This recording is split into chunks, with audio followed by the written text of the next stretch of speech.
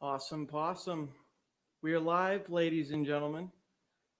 So tonight, I will first. I'll be waiting for people to get into the chat and enter the chat room.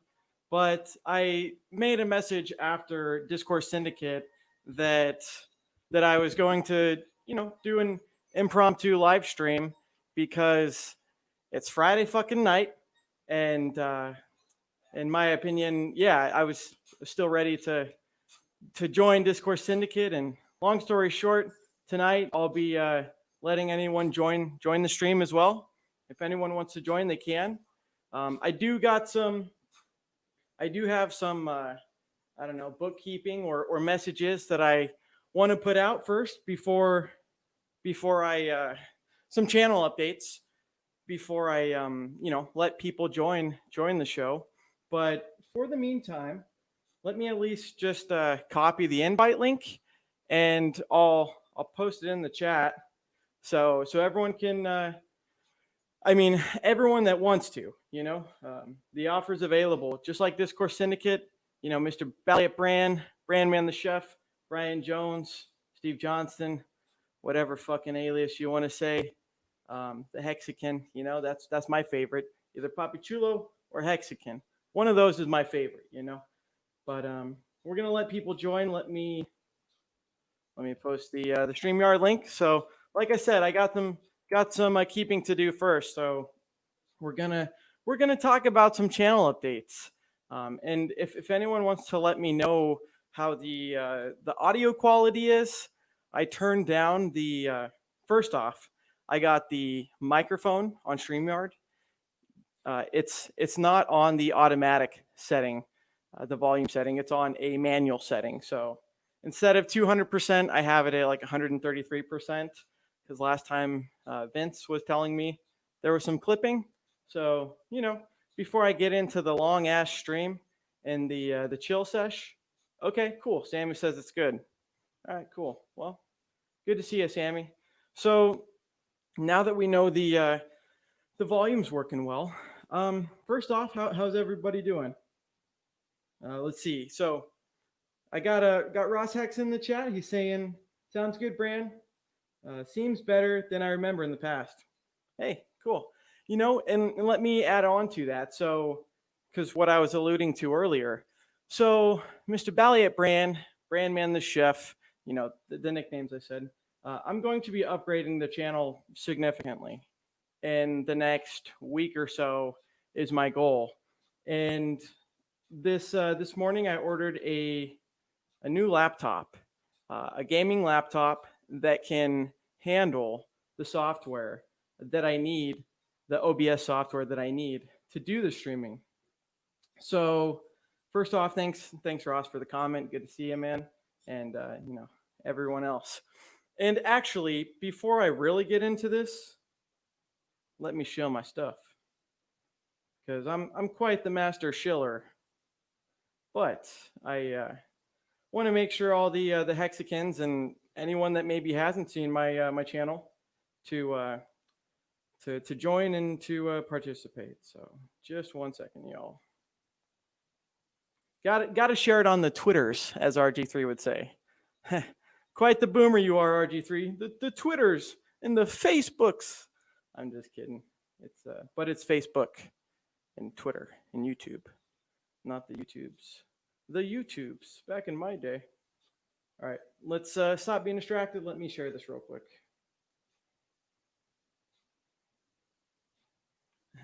Love the background, brother.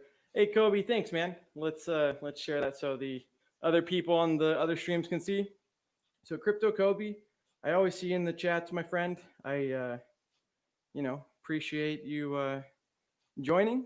And like I said, I always see you in the chat. So, it's cool that even for the Hexicans that aren't on the front line per se, like making content and doing direct things to benefit Hex, there's every viewer, right, that is part of Hex and that makes Hex what it is. So, for everyone watching and for all the viewers, just know that, your view is super valuable. And Today we've got an attention economy, and whoever can suck the most attention or consciousness, things like that, you know, gets rewarded, or people like that. So happy that you guys can join my channel. And like I said, I'm throwing the invite link. If anyone wants to join, they can definitely join the StreamYard. So I got some channel updates. Let me just finish off the sharing here real quick. Maybe I can get some sort of Richard Hart or something like that in the background for like 1 minute while fuck it. Let's just get some awkward silence going.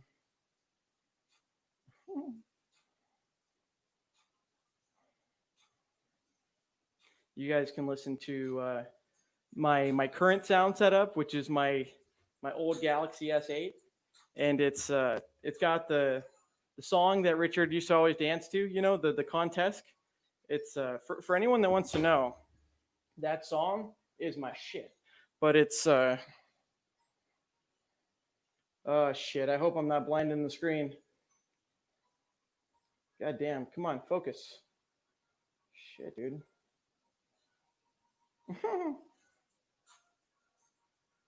Okay, so I called RG3 a boomer. My old ass is blinding all you guys with the link.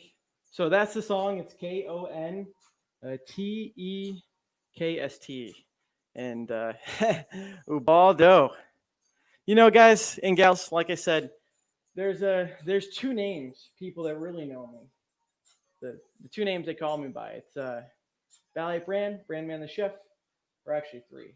Papi Chulo means pimp daddy in Spanish, and that's my nickname.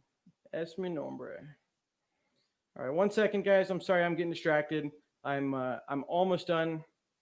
Maybe 20 seconds more of intense focus. We're gonna post this. The last post that I'm gonna do is on the Telegram.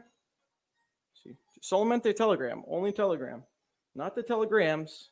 It's like there's not an S after that. You don't need to call it plural.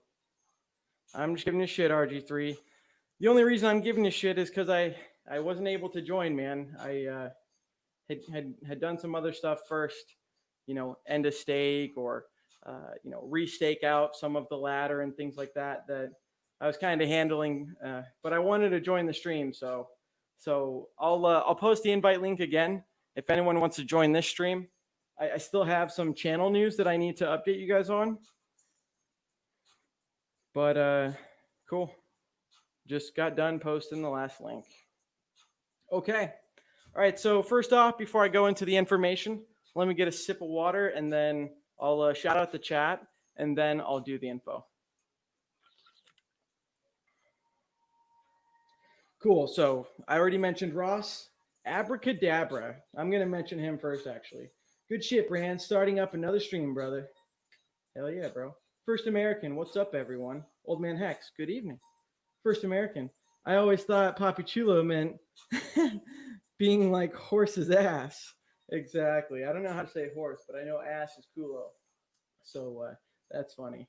Okay, so let me shout out Abracadabra. So it actually has to do with another Hexican that is streaming, Joe. And I'm gonna have his Twitter pulled up, guys and gals, because part of the announcement is I'm going to be not only doing more live streams and providing more value and content to you, the viewer, but yeah, I'm going to be interviewing people in the Hex community that are Hexicans, and some of them more prominent than others. And we're going to cover their stories. Like, I want to get to know them a little bit more, and I don't know, just find out their background, right? So we'll start off with Joe. I got some peeps in the pipeline, okay? All in one day, man. This shit's good. Caballo. Let's see, Sammy. So I'm in Seattle. It's 10:37, so it's Pacific Standard Time. It's 10:37 Friday night in Seattle. So, you know, with all the pandemic stuff and whatnot, El Papachulo, Wait, let me see if I can. Y'all never seen this before on stream. Cheers to myself. You know, the other thing that I'm doing is, like I said, I'm making more. I'm going to starting very fucking soon. When I get my laptop on Monday, I'm going to be doing more live streams. I'm going to be looking at my content, my videos, which is hard to do when you're looking at your own videos. You're like self-critiquing. And anyways, I'm going to clip out and edit. I'm going to cut and edit the information that I think is valuable and cut it up into to segments. Hey, Ubaldo. Cheers, amigo. Cheers, bro, amigo. Good to see you. Hope you're doing well, man. Damn night drivers. Those goddamn truck drivers. Inside secret. Okay, so Sammy says it's Saturday afternoon here in the Australia. That's cool, you know. I've been to one other country before besides the country I was born in, which is Mexico. So born in Washington, I live here in Seattle and Bellevue, and been to Mexico. We went to Puerto Vallarta. But anyways, not to get too distracted. So I'm going to be showing Joe Hexotic. Let's share the screen before I go off on a rant.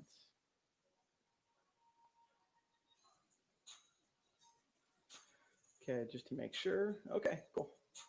So y'all can see me, and then we got Joe Hexotic. So Joe Hexotic, if anyone doesn't know, let me link my brother man's Twitter. Okay, so if anyone doesn't know, Joe has a, tear-jerking, a very inspirational and motivational story with Hex and kind of just with life in general. But so Joe is part of the Maddie Allin show that they started up, and he's kind of doing a show today. He did a show with this lady like Pollyanny. And long story short, he's kind of starting up something that I want to do as well, and get some of the Hexicans and people that I know on the stream. So he's got a pretty motivational story. I relate a lot to him. I mean, as far as the age and the experience and whatnot, kind of reminds me of my dad, where had a lot of experiences, but now is sober and does the AA meetings and stuff like that. So long story short, we're going to go to so Joe Hexotic, Hexotic Joe on Twitter. I'm going to be doing a live stream with him, and it's going to be next Saturday. Let's see. So next Saturday at 6 p.m. Pacific Standard Time, or 9 p.m. Eastern Standard Time. So Mr. Joe and myself, we're going to do a one-on-one similar to this, but obviously, just more personal. When you've got a one-on-one conversation, those are the conversations that I've benefited from the most. And with the Hexicans, I love the discourse, the RG3, the discourse syndicate. But I tell you what, when you're upgraded to the tier, the higher tier, and you can have 10 people on a live stream at once. Don't know if you've been part of that, but it can get pretty fucking rowdy. So it'll be fun to do a one-on-one stream with Joe. And at the end of the day, the reason that I'm doing this work and the reason that I'm branching out of what I was doing before is because I want to provide, you, the viewer, some value. So for me, I've got 3 older brothers and, mom and dad and stuff like that. And grandpa that's even 90, just turned 90. As the youngest of, 4 boys, I've always been able to learn from other people's experiences. And if I can get some of the Hexicans on here, like tomorrow, Nardo, he, I don't want I don't want to like give away his story too much to have you not show up tomorrow or anything. But long story short, he's kind of doing his own thing right now, and Hex is. Oh, let me get back to just myself. So that's Joe. I'll be joining his show, but let me get back to myself real quick. So Nardo, I'll be joining his, or I'll be having him on tomorrow. And long story short, he with Hex and through Hex, he's been able to have like a 6 month, like I don't know, cover your ass fund, and he's doing what he loves to do right now. So we're gonna cover more of that tomorrow. All right, let's read the D live because don't wanna forget y'all. So shit, dude. I got a lot of catching up to do. All right, let's bust this stuff out. God damn. Shit, man, we got a lot of Hexicans. What is up, everyone? Okay, so Ak Lima, hello. Identity Block, I've recognized your name lately. Good to see you. Hello as well. ¿Cómo están los Hexicans? Muy bien, amigo. First American, todo bien, hermano. ¿Y tú? Okay. Good. We got some Spanish going. So Motley just followed.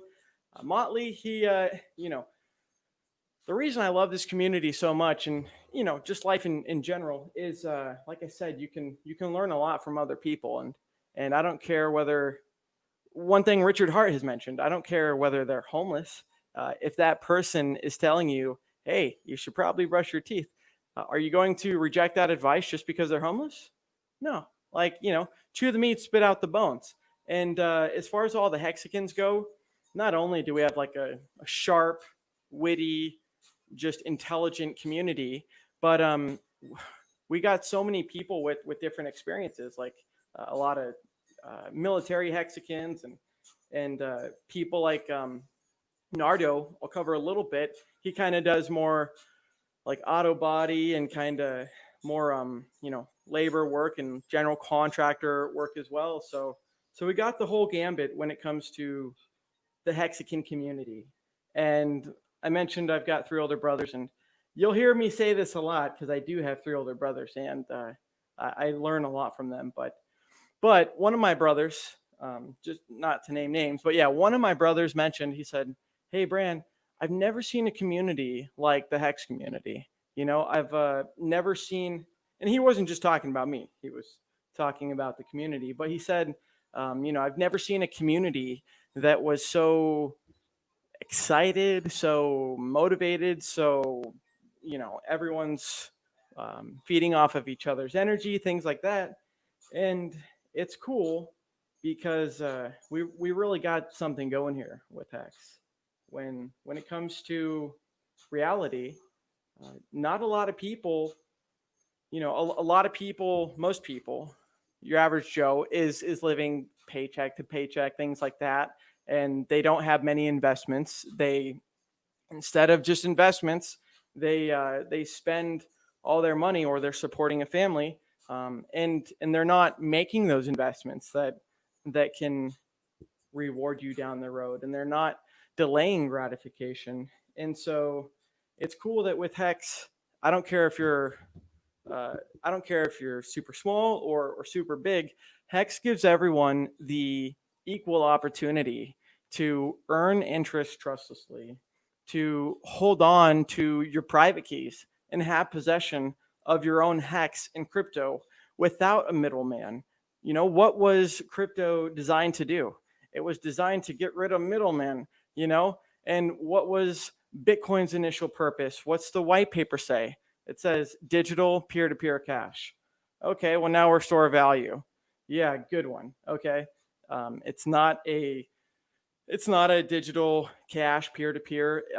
So the point that I'm trying to make is the Hex, not only community, but the product itself has been legit and right from the start. So that's just something I want to say before I get into the chat a little bit more. Let's get back on the Hex topic, Okay, so yeah, Colin, good to see you, by the way, as well. I know I see you all the time in the chat, and don't know if I've ever seen you on a stream or not, but hey, man, if you ever want to join, you're always available. So he did the Joe Hexotic Joe. He shouted out his Twitter, which I really appreciate, man. Thank you for the diamond, by the way. Let's see. Ross Hex, late to the party, Motley. First American next month. Next month is 3 years for me. Are you talking 3 years sober? Or, you know, if you can specify, that's really cool. Motley, yeah, I know. I was looking for him on my following list and he wasn't there. Bro, go to the Twitter. I'm just kidding. All right, let's cover what else we got. So Joe Hexot, yeah. So we got the Maddie Allen's in the chat as well, and we got some other people in the chat. So with Maddie Allen, if you're not following him, not only is he hosting a HEX conference, the first ever HEX conference, but he mentioned on one of his live streams maybe a month ago, him and Joe were talking, and they Maddie mentioned that one of the things when he was working on himself and that benefited him and that has continued to benefit him was Omega. The brand is whatever, like you don't necessarily need it as long as you get a good quality, but it was the brand specifically was Omega 369, and I think it's just Omega 3, or I'd have to look into the specifics. We're not going to get to the specifics here because I don't want to misquote it, but long story short, you know, Hex isn't just about Hex. It's about sci-vibe. It's about trying to live the best life you can, and try and be moderate in the things that are you know, indulging and things like that. And if we've got a product that you can lock your Hex for 5,555 days, then you want to fucking live for that shit, dude. Because just like Richard has mentioned, Hex is, as an analogy that he's mentioned, like, what if, not saying this is true, but as a theoretical, what if you could rewind time, 2010, Bitcoin is $1, say it's 97 cents. What if you had the opportunity to buy Bitcoin at that time? Would you just pass it off, or would you, you know, go all in? And a lot of people would normally say, oh yeah, I would go all in. I would go all in, of course, duh. But that's not the truth. I mean, a lot of people, they've heard about good opportunities and they don't take them up, and they don't act on good information. So it's cool for the Hexicans that realize, hey, this is like a passive investment. This is a certificate of deposit. What is Hex? It's a cryptocurrency. It's built on top of the Ethereum blockchain. It's a immutable smart contract. It's something that you are paying yourself for in the future. You know, Maddie Allin mentions that a lot in his stream, that like it monetizes the time value of money, and that you are paying yourself in the future. Because with Hex, you're not buying Hex from Richard Hart. You're not buying Hex from BallietBran. You know, you are the one that is going to ethhex.com, or, you know, for the OGs, we went to, you know, the adoption amplifier and things like that. But the long story short is Hex is all about personal responsibility, and so is sci-vibe. So with Hex, like I said, you are the person that is in control of your private keys, and that's something that is just continuing to destroy centralized finance and the legacy finance.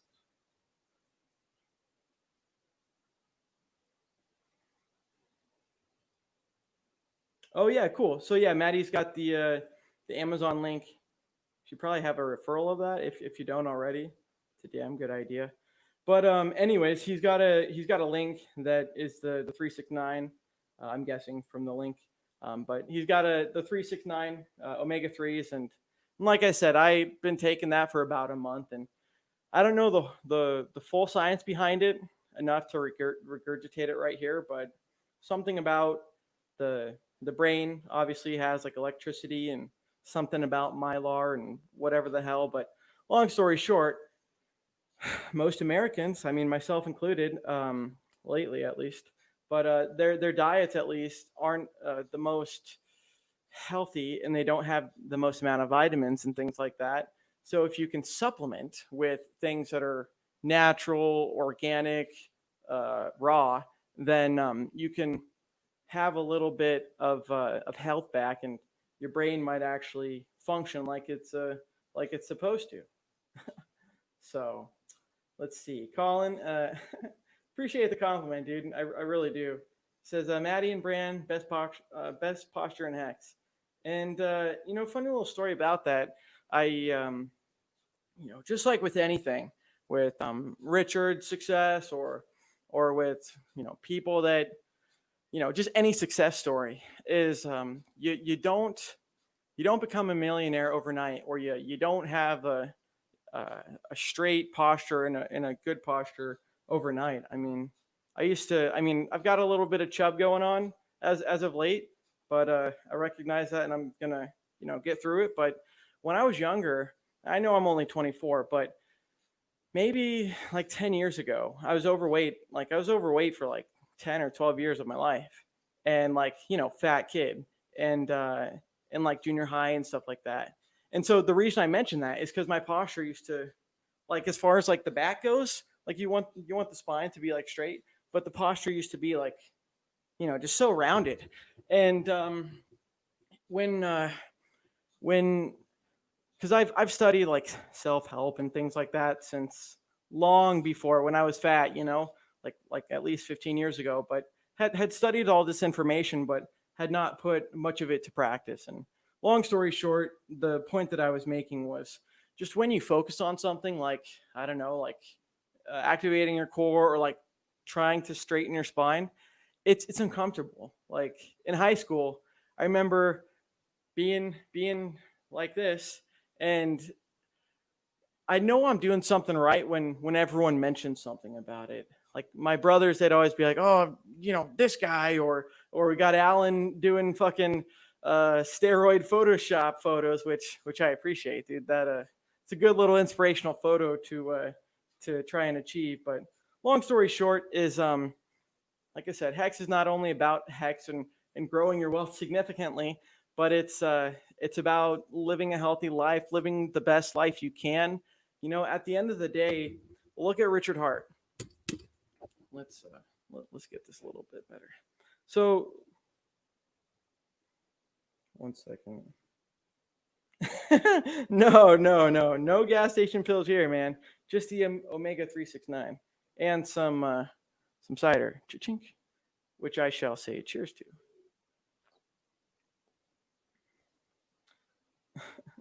Hex gives us all chubs. It's true, man. Shit, dude. Swear, I've never been so motivated, and I've never felt so like captivated about something, or like about a community or things like that. But I understand why. I mean, I jokingly understand why people joke and say like, "Oh, Hex is a cult" and all this stuff, because it comes off that way from like a no coiner sometimes when they make like a derogatory comment, and then there's like 1,000 people, 1,000 Hexicans that come in. They they like to insult. But one thing that Hexologist mentioned on the Discourse Syndicate, it was either Hexologist or RG3 tonight, was that we take their insults, and if it's got a little bit of truth, great, accept it or spin it. But long story short is not only has Hex been gatekept since day one, but Richard Hart has been gatekept since way before when Hex was being created. And it's just really cool that we can all kind of come together and route around the gatekeepers. Oh, CoinMarketCap, you don't want to list Hex on page 1 where it should be? All right, go fuck yourself. We'll use Nomics instead. Oh, you don't want to list Hex on your exchange? Fuck you. We'll use Uniswap. We'll use ethhex.com. We'll use a decentralized immutable contract that's similar to Hex. We'll use something like that because at the end of the day, crypto was meant to get rid of middlemen. And when we have these centralized exchanges, these government entities, these things like this that are the opposite of decentralization, when we have that prevailing in the community and in the products and projects, we need to route around it if the cypherpunks want to stay true to what they were doing. Okay, Ross, first off, we got RG3 in the chat. So what's up, RG3? Good to see you. Good to see you. I saw the, what is it, like not the Luke Skywalker, but the Star Wars person. I don't watch movies. Stopped that brainwashing bullshit about 10 years ago, but saw the Star Wars, guy, and I was like, yeah, dude, not gonna attend this for much long. I'll do my own stream. That's much more exhilarating. So not to shit on you, but sometimes it sucks. I have hosting availability now, thanks to you guys and gals. But sometimes I see it in RG3 or Hexo, and I know it's going to happen with me. But you try and host someone that's not political or that's kind of neutral, and they look good from the outside, and you're doing it while you're live streaming, but then you click that host button and it's like, oh shit, 20 seconds in, it's all right, politics. And anyways, one of the things that I appreciate so much about someone like Hexologist or Richard Hart for the most part is that it's not binary. They're not partisan. They're especially Richard lately as of his most recent stream. But I can at least feel comfortable like showing Richard or Hexologist to my brothers or my dad, because I know they're similar to myself, and it's cool that Hex has something like Hexologist doing daily live streams. You kidding me? That's great. So one thing I forgot to do is shield my stuff on Snapchat. So what's up, guys? BallietBran. We're on Snapchat. Got a live stream going. Let's show you the live stream. Blam blam. Join me. YouTube.com/BallietBran, Twitch.tv/BallietBran, or DLive.tv/BallietBran. Okay, guys. Sorry about that. Had to get a Shillington in there. Okay. Okay, so let's get back to business and brass tacks real quick. So I'm making improvements, right? I'm going to be making improvements, and I already have taken the steps today, buying a badass gaming laptop that was top of the line. I'm making improvements for the channel. Because right now I've got my girlfriend's MacBook Air. It's like 2 years old, and long story short, yeah, I've got the hardware now on Monday, as of Monday, that will be able to support the OBS streaming and the Chrome or the Brave or whatever the fuck I want to do. It'll be able to host both of those and stream both of those at the same time. And the quality that you need for a solid stream, sure, you can have like a desktop and built PC, but as far as me, I need a laptop so I can go to the girlfriend's place or my house. So the improvements, I've said it for a long time, but it's finally happening. Said that I was going to improve the stream and not just have it like this. So soon, I mean, my goal is within the next week. A week from today, I want to be able to have badass streams.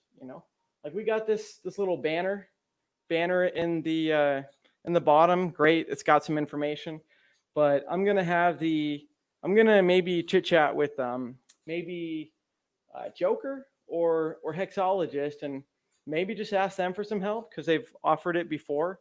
So I'm gonna take them up on that shit because they're quite the pros. But we're gonna definitely have a more interactive and fun stream because I see you guys donating in the chat, and I really appreciate it. So just want to say thank you to everyone. Can't do the sound effects right now, but that's definitely something that's going to be going to be happening soon. Like I said, the goal is within a week. So, I've been talking a little bit. How's everyone doing in the chat? What are you guys doing tonight? Where are you from? I mean, shit, I like Hex. I love Hex. It's great, but I've always been a very personable person. And where are you guys from? If you don't feel like, or if you don't mind, like saying, because yeah, Friday night and shit, dude, drinking a brewski, chilling with you guys. So thanks for attending. All right, let's. I've got some business to do real quick. Mr. Somebody is asking me about the stream. 1 second here. Let me get Mr. Person that I'm thinking of a link. You know what? Let me give you the StreamYard link.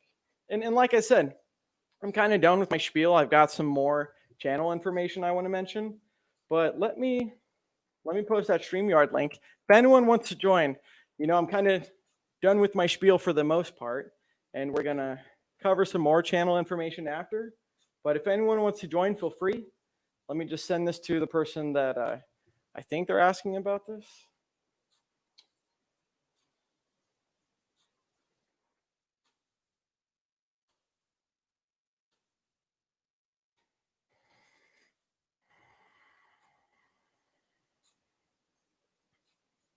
While I'm logging into Telegram. So one of the things about oh shit, we got him. Okay, hold the phone. RG3's in the house, everyone. And I've learned a little bit from previous experiences that when you're streaming, you need headphones, wired headphones, because I've used Bluetooth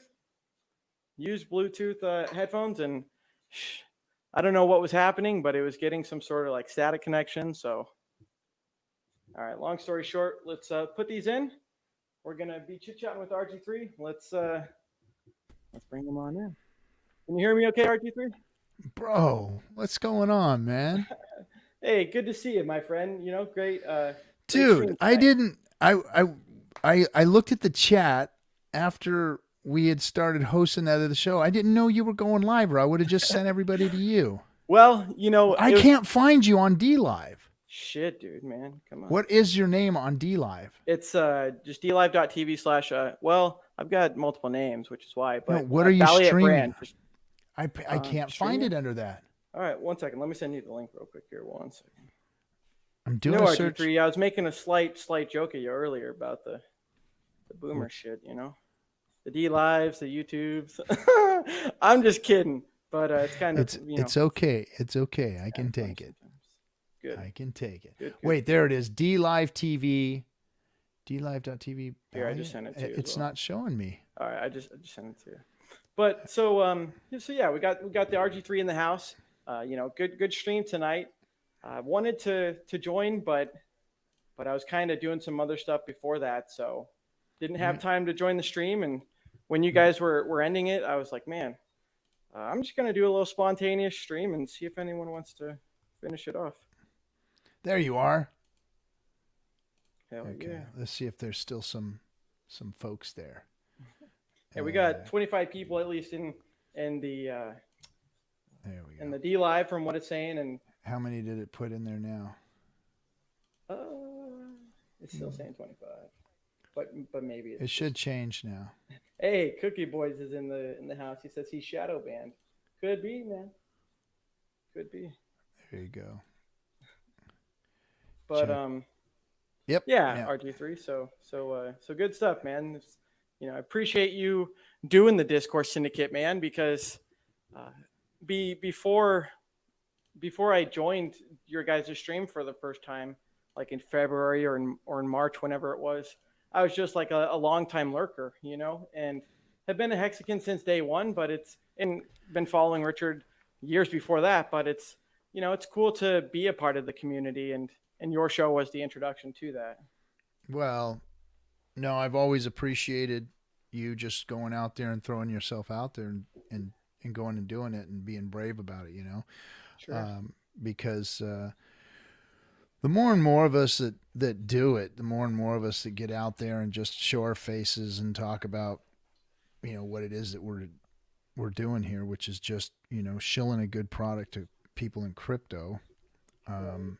The more popular it's going to get, the more people are going to be less afraid of it, because when you see all of these other projects that have, exit scammed, rug pulled, pulled fast ones, you always see the influencer who mentioned it or talked about it or whatever. They just kind of walk off into the sunset, like, oh well, yeah, I did shill that at one point, but they won't say anything about it, and they're just like, oh yeah, next, what's the next thing I can get people wrecked on, Right. and then they just go to the next one. They don't apologize for what they did. They don't lament on, the pain that they caused everybody. True, They just man. move on to the next thing, and that sucks, man. And we never have, and we've never had to, because even in a dip, Hex has always been exciting to us, and it has always been up no matter what. I mean, every dip, Hex is still up X over itself. Every dip that Right. it's taken, it's like, no, it's not down. It's actually up. Look at where it came from and where it is now. And so we've never had to do that, which is cool. I don't think we'll ever will have to do that. Well, we might see crypto take a hit on as a whole, but I think Hex will actually continue to do well. So we're going to be able to continue to have live streams and feel confident that we can talk about Hex on a regular basis and not have to hide ourselves. I mean, True. that's a cool thing, man. Well, and to your point, like, uh, I mean, you've been streaming way longer than I have, but um, yeah, I mean, Hex was a lot lower when you were first starting your stream, and Yeah. any market has cycles. I mean, nothing goes up forever. So Oh, the cool thing about Hex is, to your point, even when it's going down, we're still happy and we're still doing streams, but yep. we're also earning interest. It's sweet, We're sweet also interest. earning interest. Sweet interest. Yeah, and that's where Hex will finally see its mass adoption, where it'll finally get its props, is when people start to realize what type of a product it really is, because it is a product. And once institutional money, once big money starts to see Hex as a product, because Bitcoin's not a product. Bitcoin Right. is an entry, and it is a marketing tool. Mm-hmm. It's not a product, because of the bugs, because of the spaghetti code, because of Yep. nothing behind it, because of no growth, because of it being old tech. It's not really a product. It's a marketing tool, and it's an entry tool for people to get into crypto. And this is what I don't understand, is why the smart money, which is supposedly this, this grayscale funds and this institutional money that's coming in, why is the smart money not seeing this? I mean, the True. information about Bitcoin is out there, and if you're going to put multiple millions and billions of dollars into something, shouldn't you know a little bit about it? Yeah. I know that they may see speculation and people speculating on it and pumping its price, because they're actually pumping the price. I mean, this whole Bitcoin pump right now is because of the grayscale money, the institutional money that's pouring into crypto right now. So it's, I mean, money's money coming in no matter what. I mean, even money that comes into Hex is, it's just money coming in, just like what's going to Bitcoin. But there's a lot of money, and there's a lot of smart people's money coming in. I'm Well, assuming. yeah.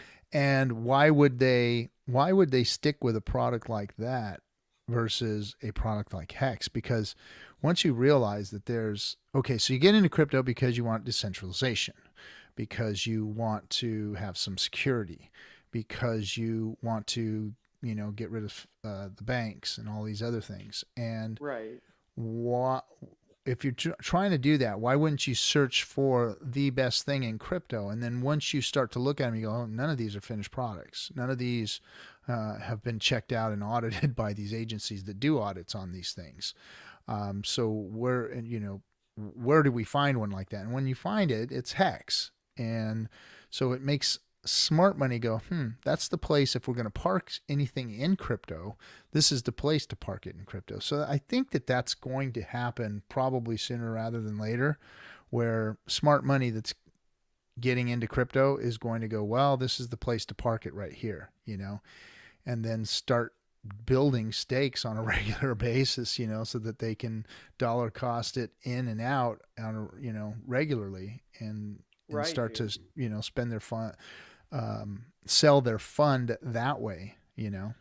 Well, I mean, I agree completely, first off, but yeah, secondly, Hex is just a little bit over a year old, and from the stories that I've heard you mention, as far as like following Richard and whatnot, a lot of these people that are like the institutional investors and stuff like that, they're getting in late, and Yeah.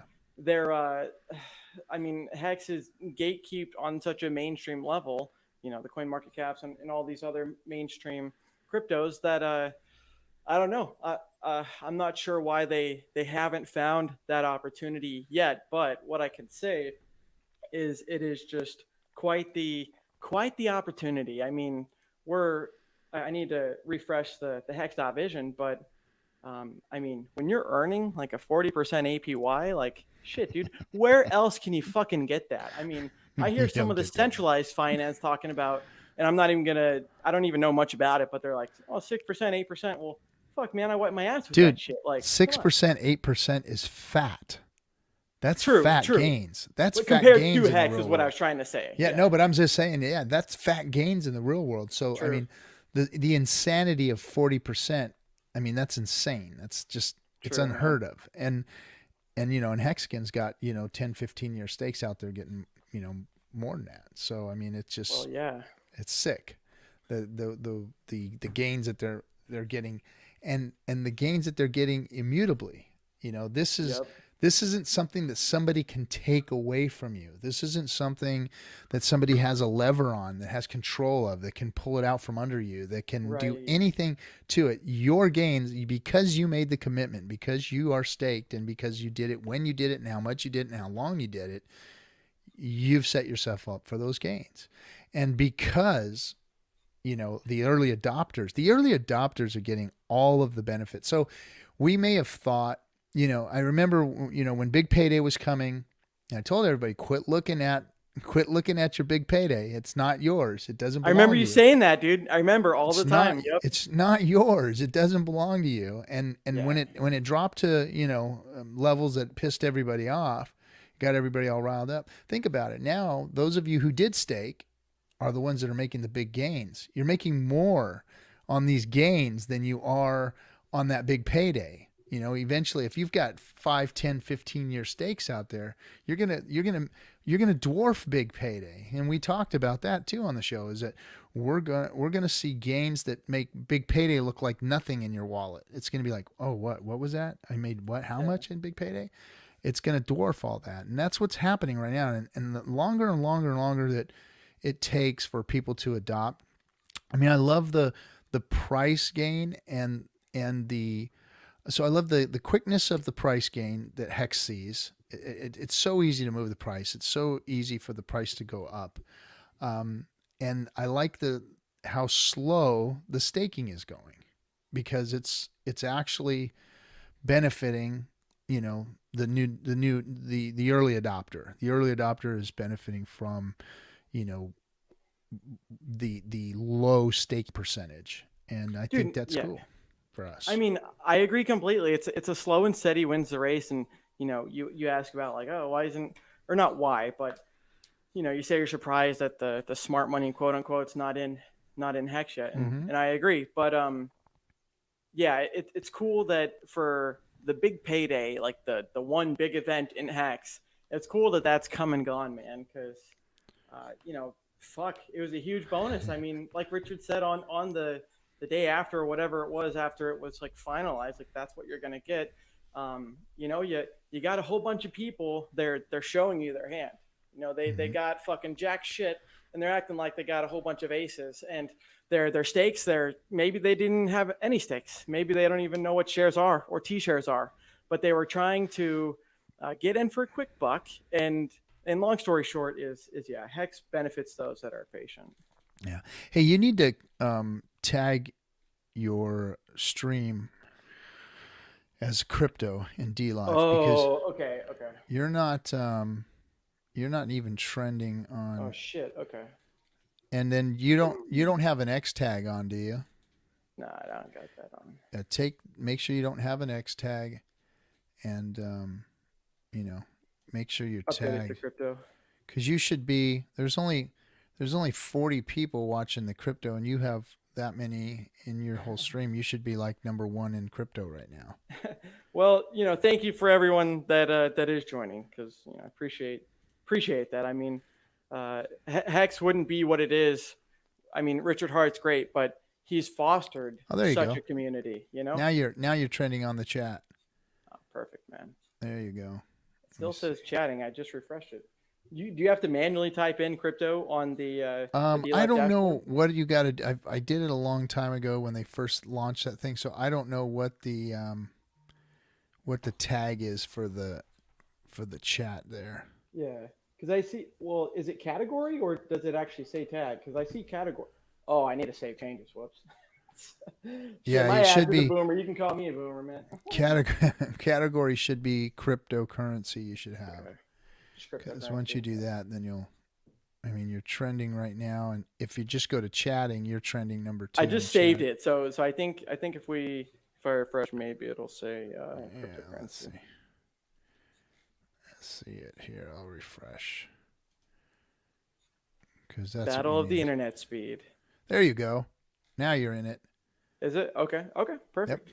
You're right Cool. there, number three, So four. you and me have some. Thank you, by the way, for the advice. But you and me have something very similar, where your son's building you a gaming computer, and I was saying, I don't know if you heard, but I've got a laptop that I ordered today that's going to be here on Monday that can Uh-huh. do the same OBS stuff. Yeah. We need to.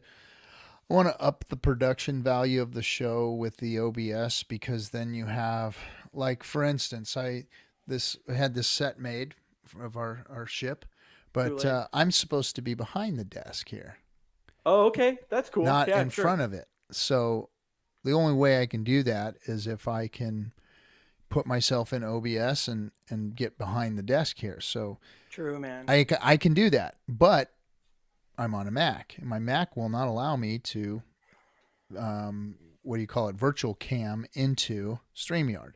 And in Okay. order to bring people on the show like Discourse Syndicate does, we have to have an app like Zoom or StreamYard in order to bring, because, Hexologist, he does his show where he has his set and he doesn't really bring people in. So Yeah, he he's doesn't, solo. he could just solo it right out of OBS. If I tried to solo out of OBS, then none of the guys could get in. You True, know, man. we couldn't do that with StreamYard, so it defeats the whole purpose of the show. But once I do get a regular PC versus the Mac, then I can webcam in what they call virtual cam in the whole OBS thing, and then I can do things on the screen, show people stats, all that kind of stuff. And Dude, not that yeah. not that we're stats show, but anyway.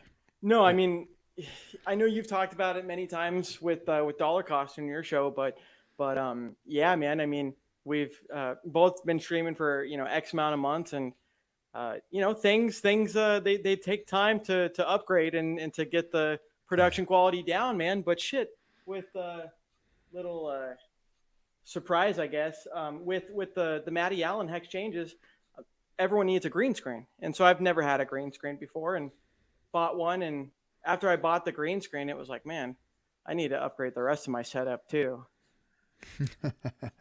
Well, the green screen's really an easy deal, and especially there in StreamYard. I don't know what Okay. Maddie's going to be using. I think he's going to be using StreamYard. He might be using Zoom. I'm not sure. Sure. Um, Okay. but I mean, it doesn't matter what you're using. You green screen it, and you got your your background, whatever you want. I mean, Okay. it's Okay. it's pretty simple. See, I mean, Right. Okay. this is all CG stuff here, That's a but good point. Yeah, you don't have a green screen per se, but you got a virtual one right there. no, this is green screen. This is Oh, green okay, screen, okay, okay. but this was all done with CG. So Right. Kool-Aid, who builds for games, built this whole set. Put every chest in. He put the candelabra in the back over here. He made the skull on the desk. All that He's stuff. talented, man. Oh, dude, he is a badass. Did you see what he did for Joker's stream?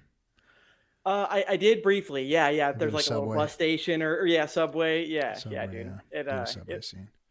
Actually, now that you mentioned that, I think I was like browsing his crypto Twitter, but he showed how he did the Joker setup, like, and he showed him kind of like tweaking the rails, and this moves this way and that way, and it's cool. Hey, let's answer some of the chat room. We're sitting Yeah, here. for sure. Let's do it, man. So Kool-Aid got it working on StreamYard. Yeah, Kool-Aid figured it out how to do it, but I still got to have OBS and whatever. So RG3, I got OBS on Mac with StreamYard. I can share the hack. Oh, nice. Yeah. Share it with me, and I'd love to. But I am gonna switch over everything because I don't want any of my other computers. I'm going to a whole different network so that I can keep my streaming away from all of my other computing that I do. So I'm doing Makes two sense, dude. completely separate systems because I got to sit, like we talked on the show about security, Yeah, and I want the people have doxed me already. They've been sending me messages with my name and personal information. And you were things saying like that, man. Yeah. and I don't know why they're doing that, but whatever. Right. Well, dude, it's intimidation. It's when Oh, you they're trying to. I mean, I'm not really completely worried about it, but I mean, right it's uncomfortable when people do that for shit. sure. I mean, but whatever. Um, Right. so I just want to make things secure so that people aren't trying to tap into anything, whatever. Right. So, Well, that's the cool thing about Hexicans is when you're in Hex and you've got stakes. As long as you did everything right, you've got control of the private keys. And Hex, as a community member, Richard specifically, but we definitely promote security and being safe with your crypto. yeah. Let me answer Ross real quick. So probably a noob question: is it possible to use any DSLR camera to stream? Yeah, it is. You have to set your white balance. You have to go in and your DSLR should be able to change the timer settings so that it doesn't shut itself off. So you have to basically like shut off the timer because most DSLRs will only run for a certain amount of time before they shut off. So I had to go in and change the settings on mine. I run the Sony A6100 now. I was using a C920 webcam before. Now I got the DSLR. Well, I don't even think I guess they call it a DSLR, but it's the A6100 Sony. But you have to go in, change the white balance, change the timer so that it doesn't shut you down, and then you have to get a battery. So there is not a battery, but you need to get a power supply that is a fake battery. So the fake battery slides in, and then you plug the power supply into the wall, and then you have your power supply that way versus trying to run off a battery because these batteries just do not last that long, and you can't plug in power and run it without. So you have to put this fake battery in there. It's a nice setup, man. And yeah, it's really really nice now, especially with the microphone. Kind of takes away my my raspy voice and makes it sound a little smoother. But yeah, it is a cool setup. It's getting better, and as soon as we get OBS set up, then we're gonna get me into the scene here, and then we're gonna have a lot more animations and stuff like that. Dude, yeah, the microphone's nice. I mean, I heard you talking about. I put it on like a Chrome tab for me to. I mean, a Brave tab, but put it on a tab for me to look at later. But the $150 box, the compressor or the condenser or something. What was that thing called? The cloud microphone or something? Cloud lifter? Cloud lifter. Okay. The cloud lifter is for this specific mic. Oh, okay. Which is which mic? This is the SMB7, Shure Okay. SMB7. It's this is like the mic that everybody Joe Rogan's got it. Yeah. yeah, Yeah. everybody uses it in streaming, and it's a little overkill. I think it's a little too good. The one that I had, the Blue Yeti that I had before, it's not a bad microphone either, and it's like, you know, the $100 range versus the freaking $400 range for this thing. Right, man. So it's a little different. Well, yeah, and you got to start somewhere. I mean, yeah, most people don't start off that with just a whole bunch of production quality unless they had, you know, better assets before that. Let's see. So let's anyone wants, okay. How does Hex compare to traditional non-crypto CD?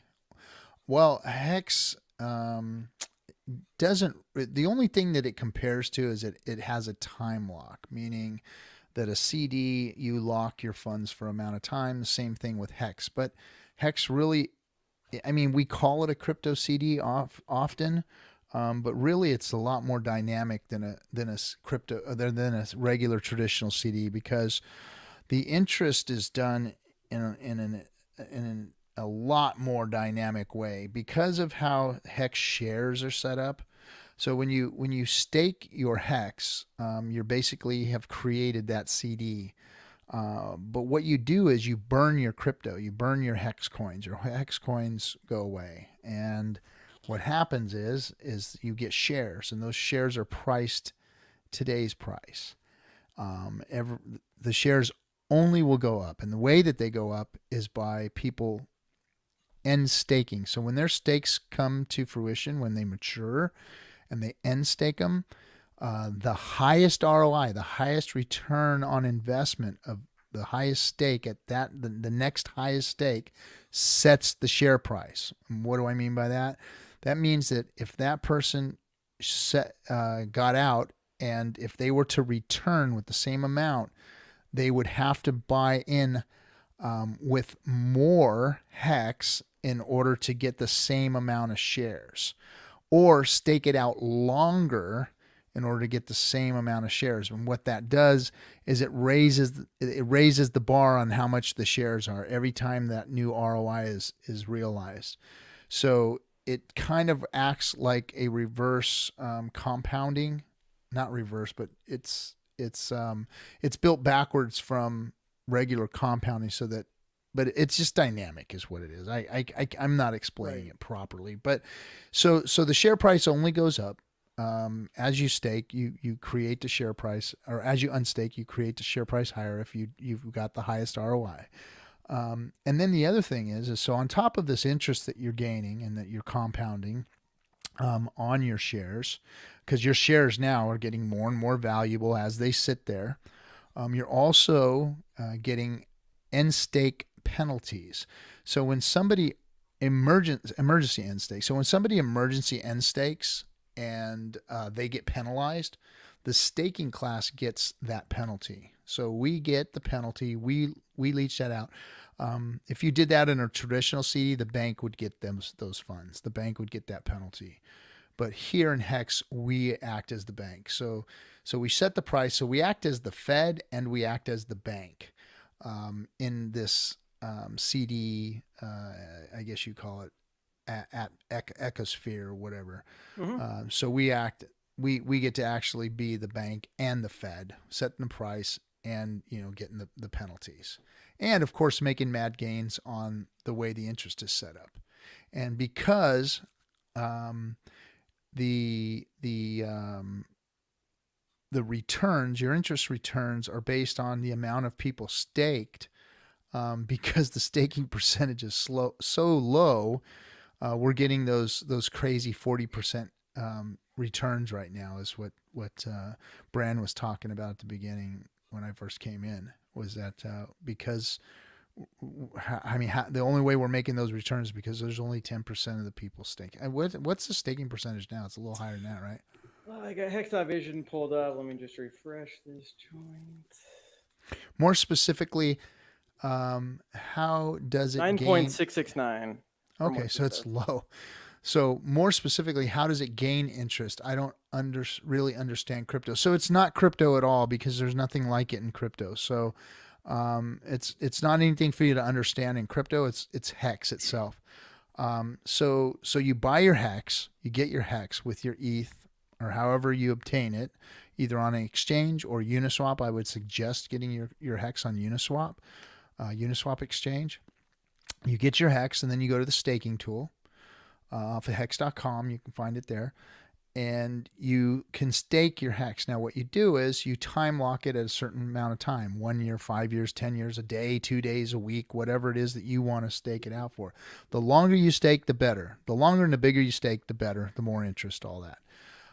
Like I said, once you stake it, they're going to burn those coins and give you shares, and those shares are what's going to gain interest. And you'll be able to watch that inside the staking app, the staking tool. You'll be able to watch that interest in dollars now. They actually added a dollar amount yesterday or the day before, and now you can actually see your USD amount of your interest that's being paid out on. Dude, yeah, no, I agree, man. It's not only a super great visualization, but it's nice to be priced. I mean, I don't know, when you're pricing Hex, most people don't know the conversions unless you manually do it. But real quick, we're gonna get Motley in here. He's actually in the green room, so he decided to join the stream. And a super great. And what's up, Motley? Good to see you, my friend. What's up, guys? What's up, dude? I felt bad. I didn't know that he was streaming tonight, and we like went over to some dude in a fucking stormtrooper helmet. Yeah, same. I was like laying in bed and I was just like, fuck. I was like, I need to get up. Yeah. Thank you, by the way, Toby, for the Ninja Gaming man. Appreciate that, dude. Yeah. Oh shit. Real quick, he says, I believe Silver quantified how much of the liquid Hex is in the origin address. Can you speak on how good that is? Well, here, let me just say something real quick. Is when something is liquid and when something is not staked. When it comes to Hex, the maximum inflation rate on a total supply basis is 3.69%. But since it's delayed, it goes to the people that are stakers. And if the origin address has liquid Hex, then part of that interest that they're not receiving because they're liquid goes to the staker class. Yep. And it's market cap. Yeah, lots of added benefits with it. It creates market cap. It's a loaded gun too to the head of whales. You know what I mean? It's really there as an intimidation tool too. Well, dude, and you mentioned like it's a dynamic system. Honestly, I had no idea what like you guys saw in the cutthroats, but like what the hell is APY and APR? Why did I say I was going to talk about this? The long story short is it's nice to earn interest trustlessly, but since it is such a dynamic system, we saw Hex's market cap before big payday. The origin address did stake, and the staking percentage was like 90-something%. We saw us drop down to what, like 100-something on the market cap, and that was even on Nomics. But people don't understand. I don't know what we're at now, but it's top 15, and it's gonna when it gets back up to that top 5. It ain't going down, man, in my opinion. Yeah, we're at 14 right now. Yeah, 14. That's good stuff. And trying to see what the average is right now. I think we're closer to 5 years now for the average. Yeah, it's the average is going up. So the staking percentage is going down, but the average is going up. Yeah, by the time we get like in April, where a lot of these large stakes start coming out, the average could get like mid 5s, 6 years. Like it could really start ramping up. It is going to ramp up. Let's see. Well, yeah, that's the nice thing. I mean, I have a video clip of this, and I need to be better about like promoting the clips that I made of Richard Hart talking about staking and investing and whatnot in Hex. But when you've got hex that's liquid, that's more valuable when people are staked. But when you have people that, when you've got a majority of the people that are staked, you've got the locked supply. And anyways, it's just really cool to see what hex is doing. I mean, nothing is like this in anything we've ever seen. Nice, nice Joe Exotic. Yeah, I have some video footage I have to go back through from my super chats with Joey Ingram's stream, but Richard said they're gonna do a podcast on unfortunately his smaller channel, but still something. Poker community is pretty much all in crypto. Thanks RG3 by the way for the game. Oh, But yeah, I agree, Motley. There's a lot of communities that dabble in other things that are interested in crypto. And to RG3's point, like, okay, we hear in like the Bitcoin space with all the maximalists talking about you got these institution or hedge funds and whatnot buying Bitcoin, and it's like, well, why aren't they buying Hex? And I think it's cool that people like Richard have mentioned maybe starting something similar if no hedge fund adopts Hex. Maddie was asking what percentage does the OA have, and he was guessing 80%. That's probably about right because the OA had 50% before it staked on Big Payday when it did the short stakes. Yep. It's so great. It has so much. That means that 80% of the liquid is just fucking untouchable. Which means it's not gonna sell. It's gonna keep us competitive with our interest rates and make us the best interest yielding DeFi out there. Yep. So yeah, it's pretty awesome. The cool thing about Hex is since day one we've I don't know, had to battle off the fudsters and the shit talkers and the people that said it was going to be scammed. And oh, Richard Hart, he's gonna take all the Ethereum and all this stuff. And long story short, it was nice to get the big payday over with. I was happy for the countdown stream and the 24-hour stream, but to finally have the big payday over with, to have a little flash crash down to like 20% of a penny, 19% of a penny, and then we're already at half a penny again. Like, that's impressive. Yeah, for sure. No, it was impressive. I really, really, really was excited about the OA's move, and that just proved. I was waiting for the OA to jump, and when the OA jumped, I knew whatever it did, that was going to be the event. That was going to be what happens if the staking percentage goes. We're going to be making fat fucking gains is what's going to happen. Yeah. As the staking percentage goes down, or, like it says but we're going to see 50, 60, 70, 80% returns is what's going to happen. I mean, if you're staked out long, you'll probably see some of that time until people find out what's happening. And then once people find out what's happening, there's going to be a FOMO. And if not, we're going to be making mad gains until then. Which is, I mean, either way, people FOMOing in and running the price up like crazy, or us just sitting there. Hexicans win. You win either way. You win. You fucking win no matter what. So you can just be excited as fuck because you're about to win. No, you are winning. And it's just how big are you going to win? Are you going to win this big, or are you going to win this big? Is really what Hex is all about now for the staking class, and for those of us who are in now, and for those of you thinking to stake right now, or those of you getting in right now.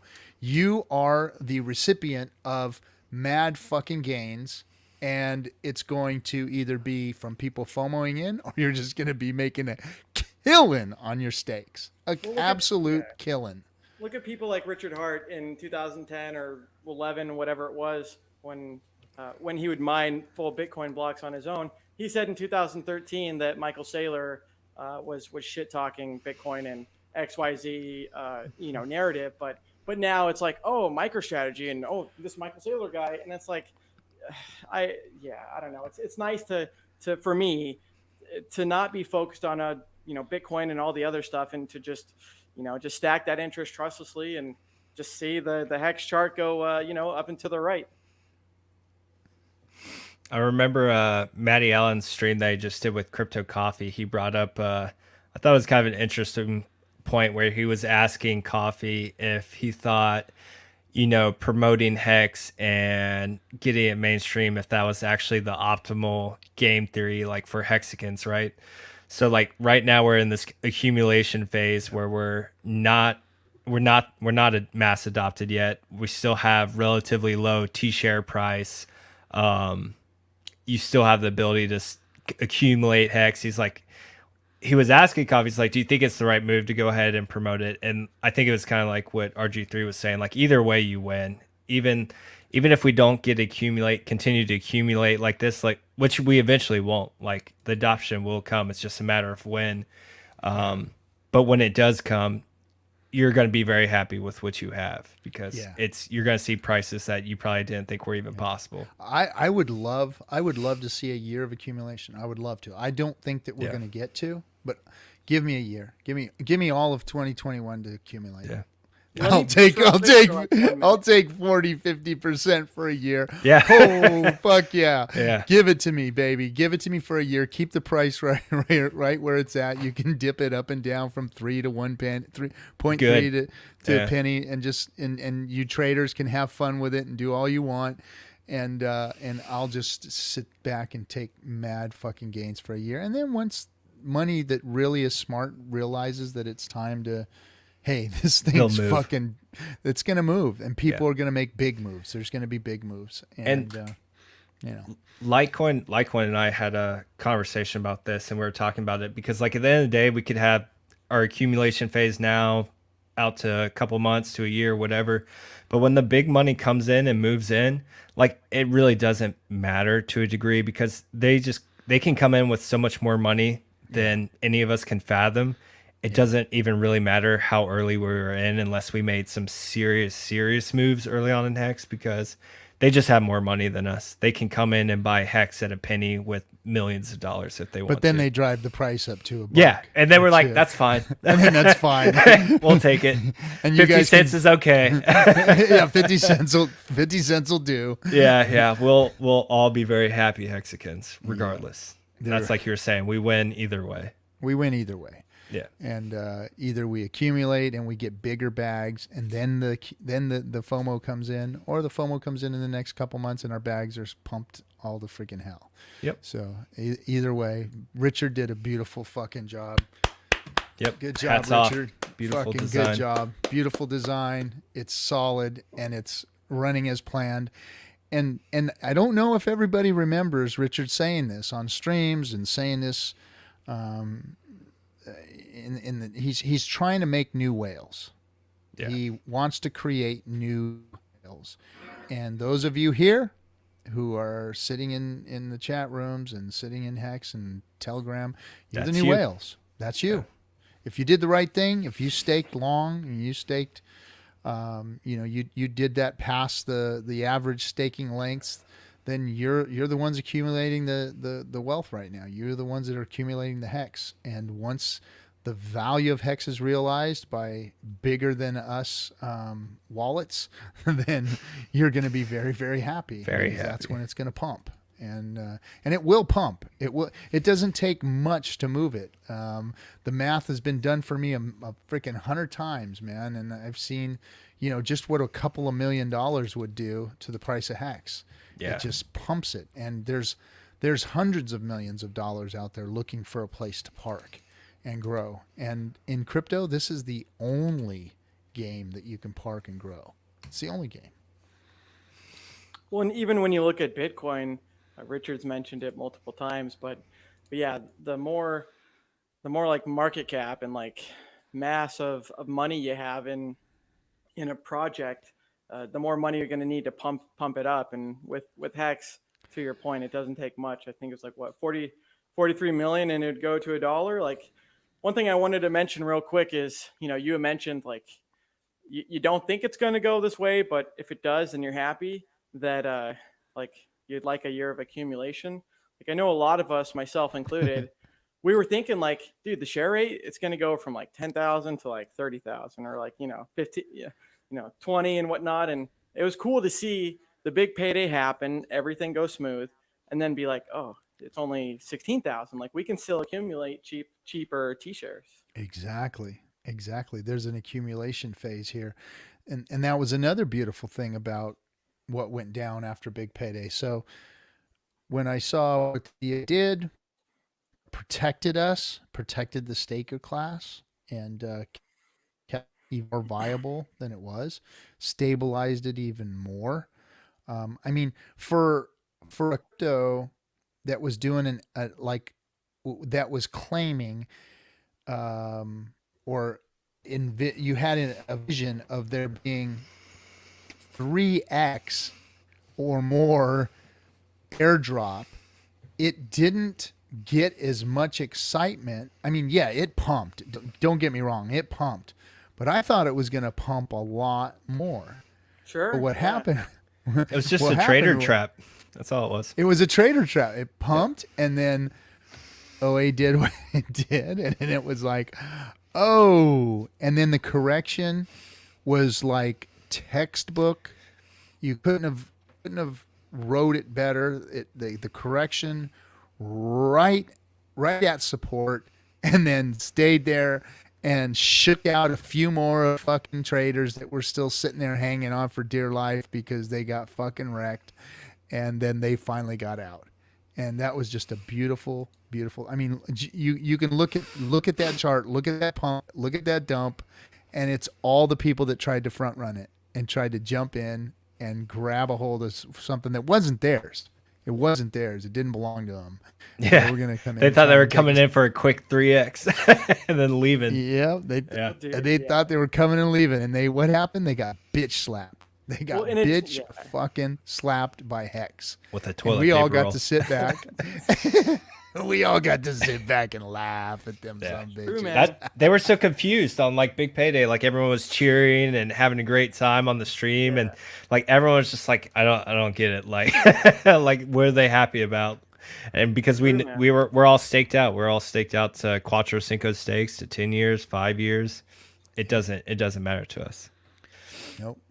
Well, and that's the power in delayed gratification, because the world we live in is so instant gratification, and like, oh yeah, you're incentivized to, like, say with like the US dollar, like you're incentivized to not hold your money, because if you do, you're going to get diluted due to inflation. So things like Hex and like when I grew up, my grandparents would give me a savings bond for Christmas and for my birthday. Like that was cool to see the money on my 18th birthday double from its principal. Yeah, that's cute. that I know, 2x, right? yeah, 2x after 18 years at 2x. But that was, this is even the long game in crypto is instant gratification. Sorry, it just is. I mean, we're talking about the long game here being 15 years, and the little bit of my portfolio that is in crypto, which is, I have a very small percentage of my portfolio in crypto. It's play money. It's stuff that I was planning on losing. I was not planning on, any type of retirement, any type of fund for my kids or my family. This was play money. This was money that could, be lost at any given time. This is Vegas money stuff. And it has outperformed all of my assets. It's outperformed in a blink of an eye. In the blink of an eye. Yep. So within a year's time, it has outperformed. Well, I can't say all my. I have property here that is worth more than my crypto assets. But I mean, as far as any dollar amount that I have stashed away or whatever, anything, it's blown it all away. All of my assets, everything. It's just one of those. That's what crypto is. It is the quickest appreciating, the highest appreciating asset class the world has ever seen. I've never seen anything like it. Yep. Anything. And Hex gonna take that #1 spot. Yep. I certainly hope so. It deserves the #1 spot. I can't see it any other way. There's too many smart people in this project. It's too beautifully designed. There's just no way. It's a matter of time. Because it's steamrolled everything. Yeah. Everything. I mean, its launch was perfect. The big payday was perfect. The aftermath was perfect. The product right now is working so perfect that it's like blowing Richard away. Yeah. The gains that it's making right now, the way that it all played out, the people that are becoming whales because of it. I mean, you can see it in Richard's face. He is so ecstatic. He is so confident. He is so happy with how Hex has gone that he looks like a new man now. You know, I mean, I know before he seemed a lot frustrated. He was very frustrated with people, and He was burnt out. he was burnt. You know, and Yeah. working for the last few years on this thing, and the people were just pounding him, man. It was relentless.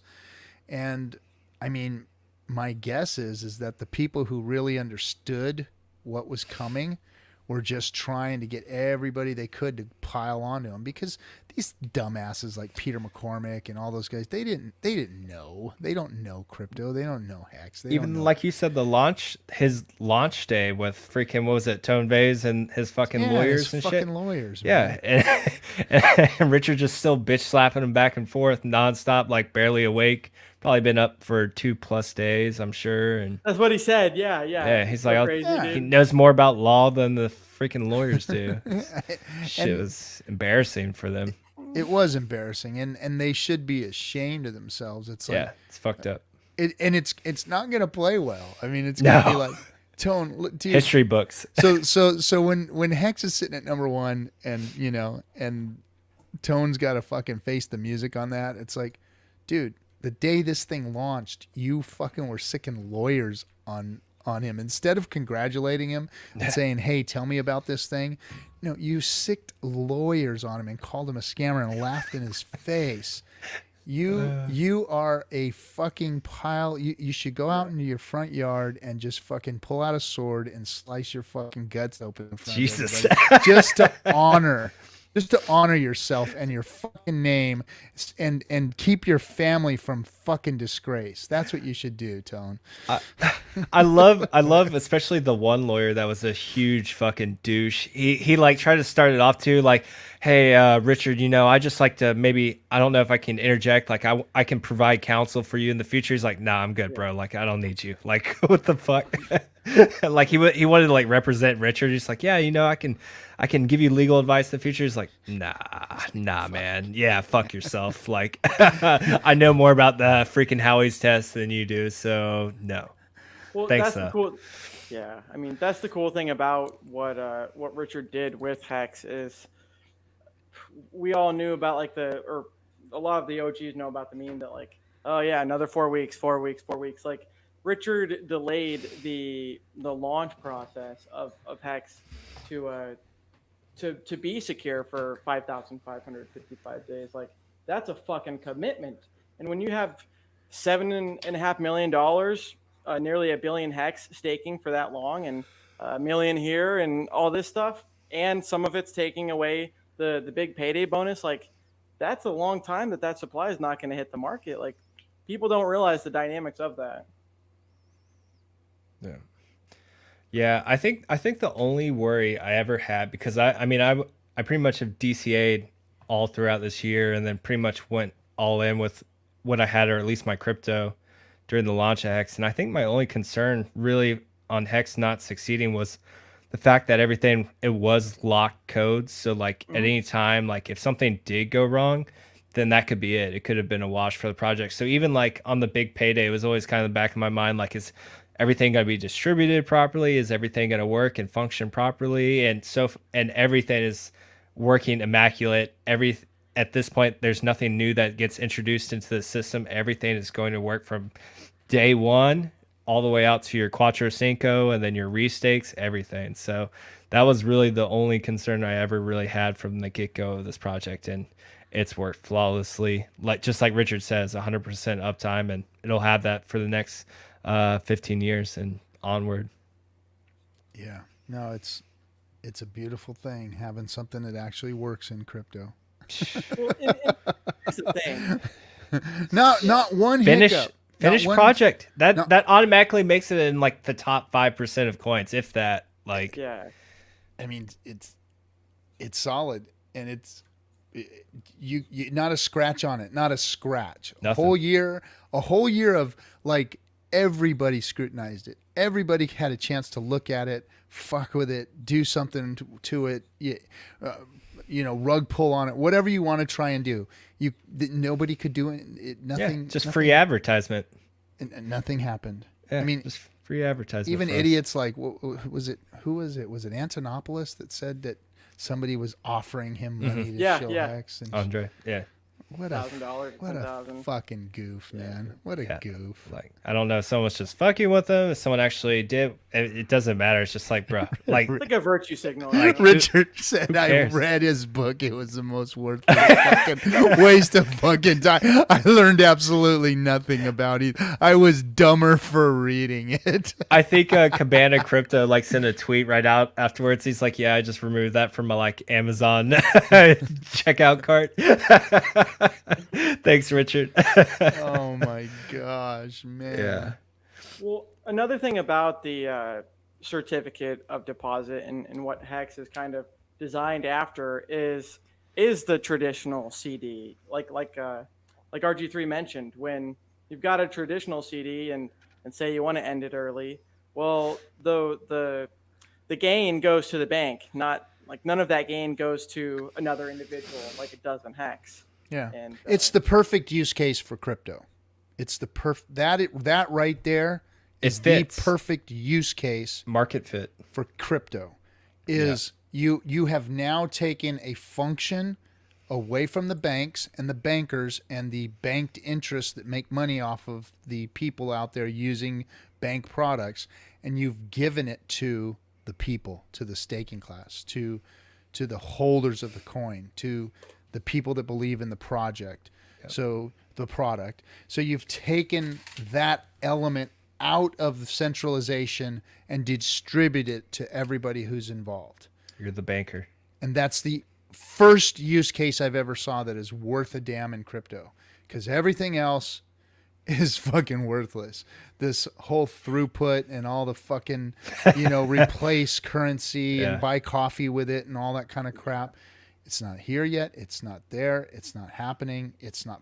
There are so many other products that work better than crypto at doing that. Yeah, But it's this slow. here, it's slow. It's just an old freaking database is all it is. That's all the blockchain is a stupid old database and with the cryptography smashed into it. It's just, it's really, the only use case right now is that little thing I see in Hex where you're getting interest and for holding. Locking up and doing what you say. Locking it up and doing it what you say, and then getting the gains from the banking returns on and staking, and for people not honoring their commitment because you did and they didn't, you gain. Exactly, dude. It's like what banks used to do back in the day when interest rates weren't absolute. Just they're not even. I don't even want to call them dog shit because they're pretty much just non-existent. Back in the day, though, like you could get that was the reason you moved your money into the banks. You could get a decent interest rate for holding your money in the banks way back in the probably closer to around your days, RG3. But now it's there's no interest rates. It's like 0.01%. It's just absolute horseshit. No, I mean when I was a kid, when I was a younger man, they taught us, you put money in a savings account and you put it in there and you DCA into your savings account this amount every month and blah blah blah blah blah. You save. And when we grew up, it was like, this is really bullshit. You go and you look at your account and go, I made $6 this year on what? Nothing. I made $12.30. I mean, it was like that was like, this isn't how you get rich. This isn't how you freaking find financial freedom. This isn't how you create, wealth for you. What am I going to be able to buy a bag of groceries when I'm 70? This is how you lose out to inflation.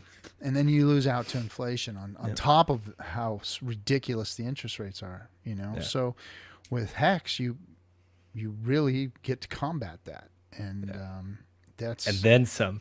and then some. And then Well, some. we've got to realize that it's timing also, and then the world is full of timing and opportunity, and that's where, Right. you know, hard work and opportunity meet. That's so we all did our due diligence, we all took that risk, and we caught the timing on this thing. Yep. Right. 100%. And but mark my words, today, even though we're a year into Hex, mark my words, today is still a good time to get into Hex, because people a year from now are going to be going, good God, the first year would have been a great place to have gotten in versus today, you know? Well, that's a perfect point you bring up, because STA, Silver the Antidote, brought this up today, and he wanted to kind of bring up this point and kind of change the community's narrative a little bit, because yes, it is a good time to get in to Hex, even for us OGs, but he wanted us to start changing how we actually say it, because you don't want people to feel like they missed out down the road. But guess what? People that get in today, tomorrow, 1 year, 2 year, 5 year, 10 year, Hex is still going to do what it's intended to do, which is going to always get you a high return interest rate every year. And then on top of that, not to mention what price appreciation will or will not do, Hex will mint you those coins and get you a high APY every year. And so I thought it was a really cool point that STA brought up, just the fact that, hey, let's not just say now's a good time to buy into Hex. It's always going to be a good time to buy into Hex, because guess what? That code's not going to change. It's still going to mint you your rewards. You're still going to get crazy yield that's going to pretty much far surpass anything that's in existence. Yep. And it's going to do that for years and years and years and years and years, way past Quattro Cinco stake. So it's always a good time to get in. There's a point in time here within the next 15 years that we just talked about it, we're not going to see 40% gains. This is going to be sick gains versus what we're going to end up seeing. So we might be at a place where we're seeing, 15, 18, 20% gains. And we're like, which is still sick in the real world. That's sick gains, 20% gains. You say that to the people in the stock market and they're like, yeah, that's fat, that is fat freaking gains right there. So we might see, Hex dip down to that as far as our interest returns go.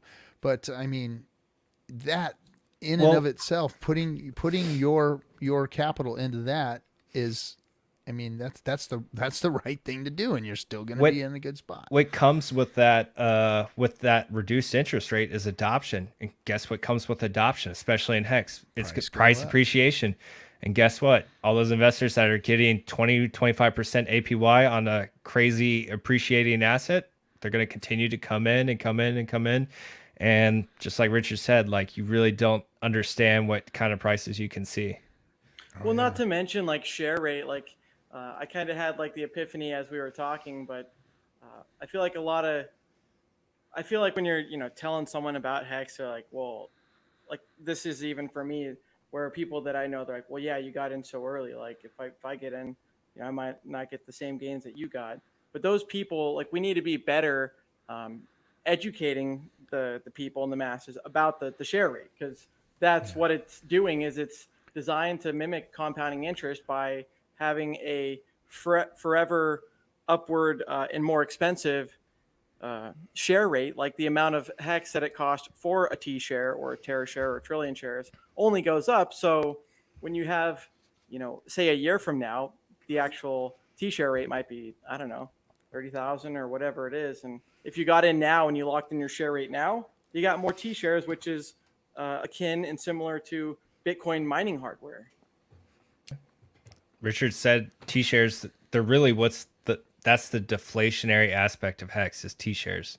It will continue to go down and down over the years, just due to how much a price for a T-share is going to be. Like, eventually people are not going to be able to afford a T-share. Like, it will come a day when we go to B shares and M shares, and it will happen.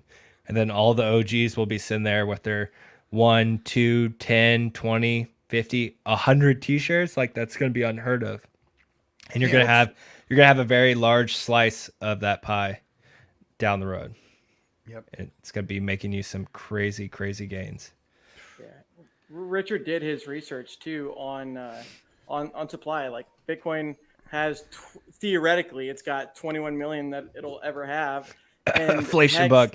yeah, exactly. Like some of the people that I talk to, they're like, well, why would Hex ever do anything similar to what Bitcoin did? You know, Bitcoin's top one, and it's like, dude, you don't realize what you don't fucking realize, which is that, yeah, Bitcoin has had, it's had one of them that was actually installed and it had to get rolled back, but one of them that wasn't. Where, yeah, to your point, they could just, it was an inflation bug. They could print as much Bitcoin as they wanted. And I love the irony that a Bitcoin Cash person pointed out. Like, that's just, it's great. And good on him, because honestly, like Richard said, like, I mean, that's something that could really cause the entire crypto space to fail. If Bitcoin ended up getting nuked like that, like an actual inflation bug was exploited at this point, you really could destroy the space. And that's just something that would be out of our control. Yeah, I mean, I talked about that, I think, with Ryan Lopez in a chat one time before maybe it was someone else. But long story short was that Hex has audits. It's got 3 of them. Bitcoin has none. And to your point, yeah, it's had 2 critical vulnerabilities. And if we want Bitcoin to succeed because it allows the other ships to rise as well, then yeah, it's just surprising that Bitcoin's over 10 years old and no one's ever paid for a official like audit, you know, like Richard did. Yeah. Come on, Winklevoss twins. What Nobody, are you doing? no, they don't. They don't want to audit it. Right. I think that's exactly the last thing they want to do. To be honest, that's true. The auditors be like, "What the fuck?" I mean, yeah, you don't want to audit it. I don't think. Yeah, I don't think we want it audited. I hear it's spaghetti code. Do I know what that is? A mess. That's about it. Which just comes down to Motley's point that, like, okay, I mean, if history can repeat itself, and to look in the future, sometimes you need to look at the past. And like 2 fucking vulnerabilities, only one of them was actually installed, and luckily they rolled it back. But what if they didn't roll it back? Like, that could be devastating to. Well, they can't roll it back now. We're too far along. Yeah. Well, I'm saying, like, what if a new one happened, and or I don't know, like, what if they didn't back in the day, like, just to the point that it is a critical vulnerability, and Hex doesn't have that. Its consensus code is locked. It's audited. It's a smart contract. It's locked. It's done. Yeah, good thing Hex is going to take over that number 1 spot, so Bitcoin won't have to worry about it for long. Well, that's the pretty thing is that we can. I think that this run. You know what really blows my mind is that Richard called a 3-year bear market almost to the fucking day. Almost to the fucking day, man. When he called the death of Bitcoin, he called the death of the 20K top, and said, "That's it.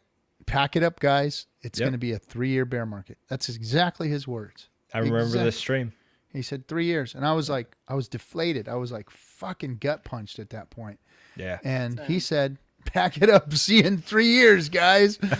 And it was like, oh, not wrong. And he wasn't wrong. He was not wrong. And now he's calling a 3-year bull market. So a 3-year bull market could be something stupid fucking amazing for us. He is a timing master. He put this thing out at the right time, and it's almost too fucking good a timing. It's like, you know, in my little conspiracy fucking thing, it's like, this motherfucker knows something else that we ain't fucking privy to, and there's something else going on here bigger. There's bigger forces that he's involved with. Something happening here, because, god damn it, he was too spot on everything. Even if he wasn't, fuck it, give him credit. Like, why not? Like, maybe I did. Maybe it did plan for this all to fall into place. But I mean, everything was kind of like that perfect puzzle piece, right? The community he built for years, all of us gathered together following him because we were attracted to his personality. The timing, we ended up starting right during this whole bear market for a year, going right into what's potentially going to be a bull run. And then on top of that, it's just everything is just lined up. Uniswap, we needed Uniswap to overcome, because we continue to be gatekept to this day by major exchanges. We needed a decentralized exchange to go with our decentralized token, and that's another like weird coincidence that just happened to launch like literally weeks or maybe 1 month after X. Like Yeah, a couple of weeks. that Yeah. that is And then Richard's like, "Oh wow, we should use this. We didn't know this was happening. Oh, Yeah. wow. Oh wait, hey, they're gonna do an airdrop. Wow. Hey, whoa, it would be really good if you guys got in and got back out and bought an HEX. Oh wow, look it dumped. Oh, And again, wow. even if he didn't have a part in it, fuck it, we'll take credit. He can take Yeah. credit for it. you know, Let me because say something. Yeah. you know, and all the people that were yelling, you know, the scam thing at him and all that, and while we were sitting there listening to him being called cults and, you know, Richard plebs and all this, he fucking pumped our shit for us. He showed us what to do. We Yeah. Carrot beat and stick. crypto this year. We beat it. We During COVID. we front ran the fucking bull market. We fucking got into a brand new coin that did the best fucking gains in all of crypto during a bear market, during a fucking pandemic, and we crushed it. And we Yeah. listened to him and we crushed it. So damn straight we are going to listen to him. Damn straight we're his fucking people that follow the things that he does and says. You know, it has nothing to do with admiration for him as some kind of idol or whatever. The man's fucking smart and right, and we are all doing crypto and we want to do crypto right, and he has shown us how to do crypto right. Yep. I mean, fuck, that's it. Bottom line. So yeah, I follow him because the motherfucker is smart. And if you were smart, you'd listen to him too if you're in crypto. Well, and the real test is the test of time. I mean, look at his Telegram. He's never retracted a trading call. He's had a trading channel. He doesn't do it anymore, to my knowledge. But like for the past like 3 years, he's had a Telegram where he just posts his trade updates or, hey, you know, this is looking good here and that's looking good there. And one thing I wanted to mention is, you know, when you talk about people saying like, oh, when people are dogging on Hex, one of the things that Richard mentioned was in his most recent stream was about echo chambers, and he was saying that they can be as positive as they can be negative. And when you guys mention, when Motley mentions like, or RG3 too, but like the Uniswap immutable contract, similar to Hex, where it can't be shut down. It's audited as well. When you have things like Uniswap, and when you have things like Tornado.cash, if you look at some of the people that, I mean, this is public, so I'm going to say it, but if you look at some of the people that donated to Tornado.cash for Ethereum, at least, you know, Vitalik's on there, Richard Hart's on there, a lot of prominent people that are cypherpunks that care about privacy. They're donating to things that can make the community more valuable and actually continue the purpose of cryptocurrency, which is getting rid of middlemen. And the last thing I'll say real quick is Richard Hart mentioned, he had a tweet saying, fight for what you already have before it's too late type deal. And when it comes to the traditional finance system and things like that, you know, we're slowly taking control back, or we're making a new system by, you know, cryptocurrencies and actually owning the asset. Yeah. I mean, it's simple. Richard at the end of the day is a winner. I think there's only one time I can think of where he was essentially wrong in one of his calls, and that was when Ethereum first came out. And, you know, that was probably a little bit of his Bitcoin maximalism. And at the time, Ethereum wasn't what it was. But I think that he was right in his call only because he was right in his the time frame. Well, no, not necessarily that, but what his when he said that he was wrong about it, what he said was he didn't know about it, and what he did was he said it's shit. I remember him talking about it. He said, "Fucking Ethereum is shit. It doesn't work. It's just garbage. Blah blah blah." And then later on, what he said was, you know, it really isn't shit. What it is it's difficult to program with it. It's, you know. What do they call the code that they use? They call it oh crap, I forget the name of it. Solidity. There you go. He said Solidity's hard. It's hard to deal with, but it's good technology, and if you use it properly, then you won't fuck up your coin. But if you don't use it properly, then you will fuck up your have a fucking bad coin. day. You're gonna have a bad day, a very, very bad day. So Yeah. he said it's hard. And he said, I didn't understand that until now. Now I understand that. So I'm taking back what I said about Ethereum being shit. Ethereum's good. There's just bad programmers out there that don't know how to use it. And that was Solidity's hard. And that's what he was right about, was that he just miscalculated the shit part of it and who was responsible for the shit part of it. Because all he ever saw was And he owned it. coins, and he owned it. Yep. And Which as all these everybody influencers should. can't do. Yeah. Yeah. Which And is they- what no one in the space can do. No one in the because space he can do it. wasn't taking money from people. Yeah. That's the reason. They're taking money from people. They've got handlers. They got money coming in, and there's a freedom to not having that, like us. We do this for free. I mean, yeah, we get donations, but everything has gone back into the show and all that. But I mean, it's Our gains are from free. Hex. Our Yeah. gains are from Hex, and what we do, it's freedom. What Richard does is freedom, because he's got nobody to answer to, and that's what's cool about having that freedom. Those people don't have that freedom. They've got to shill. They've got to fucking shill. They've got to, their keepers are telling them what to do. They're getting their change yanked. on a That's how they regular basis. earn a living. Richard's in it to win. That's his. I mean, yeah, sure, the money's nice, but his motivation is to win. His motivation is to shove everyone's face in it and beat everyone, become the number one crypto, and then transition into Sci-Vive, just like you said, and just work on longevity and increase making everyone's life better. And I think he really, like we've all talked about, like he really is a softy at heart, as much as he probably wouldn't admit it.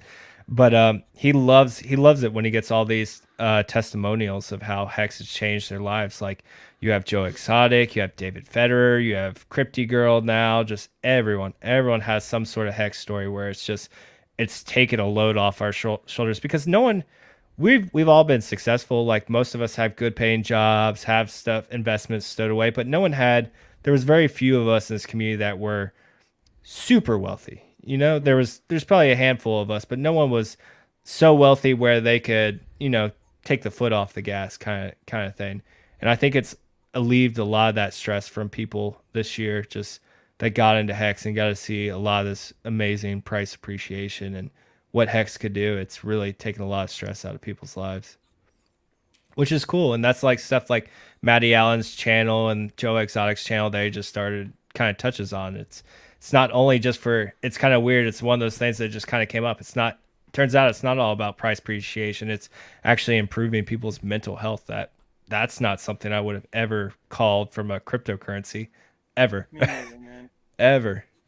Well, to your point, I mean, Richard, how many times have we seen Richard be like surprised? Like, oh, I didn't design Hex to be fun and all this other stuff, but it just happened to be so much better than all the other projects out there.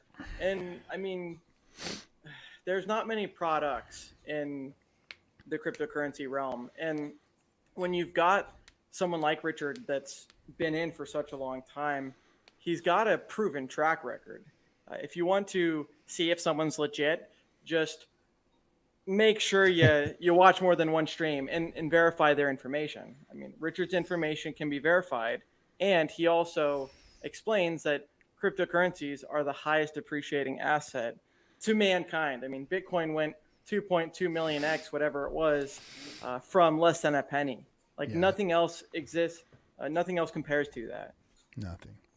Not until Hex. Yeah. Like you said, number one. We haven't seen the best days yet. We're Not just even getting close. started, man. Not even close. Yeah, It's gonna get stupid. There's going to be, like you said, there's going to be people with a lot more financial energy than Yeah. any of us fucking plebs. Yep. They're going to come in. And it's not going to matter how early we came in. We'll still become whales thanks to them. We'll become whales, but they will come in with more money than we can even fathom. It's how it is. Well, and it's one thing that Richard mentioned about the OA. Pump my bags, baby. Yeah, like why would the OA pump that has a huge supply destroy its own product? Like that would just be stupid. Like it's Richard. Who knows? No one knows who the OA is, but we know that Richard's worked for at least 2.5 years at least on Hex.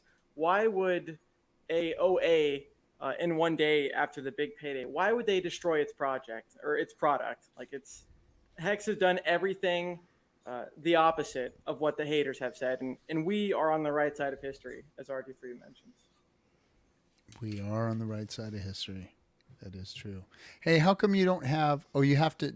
In order to get a subscribe button, you have to be a certain. Do you have to be affiliate or whatever? Well, I know that I thought that when you were on D Live that you needed. I knew that you needed the 200, but I didn't know you had to apply for the affiliate. So long story short, it took me like a month to get the affiliate, which I have. But I don't know. Maybe I don't know. I need to go and look at that again because I thought the affiliate. I know for a fact I have the hosting, but I thought it included affiliate, like the subscribe. I mean, as well. So I'll have to look into that. Interesting.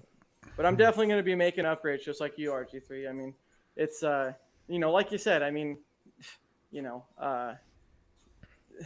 I mean, we're all doing this on our own dime, and we're doing it because we see what Hex is doing. We see what Hex has done for ourselves. Like, no one's paying me to do this, and to the opposite, where it's like, okay, I'm starting videos on Hex after being inspired from RG3, but now I want to make the production value better. I mean, if you look at Silver the Antidote, him and Ryan Lopez had a video today, and Silver was saying, like, it's great what we're doing now, but let's try and cater to the masses, like what Hexo's doing. D Live's great. It's had its opportunity, but time for Twitch.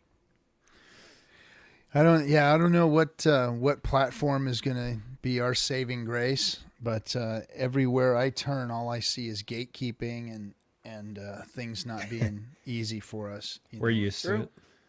Yeah, it doesn't. I don't see it getting any easier for us right now. But eventually, we won't have to do it anymore, and other people will be doing it. True.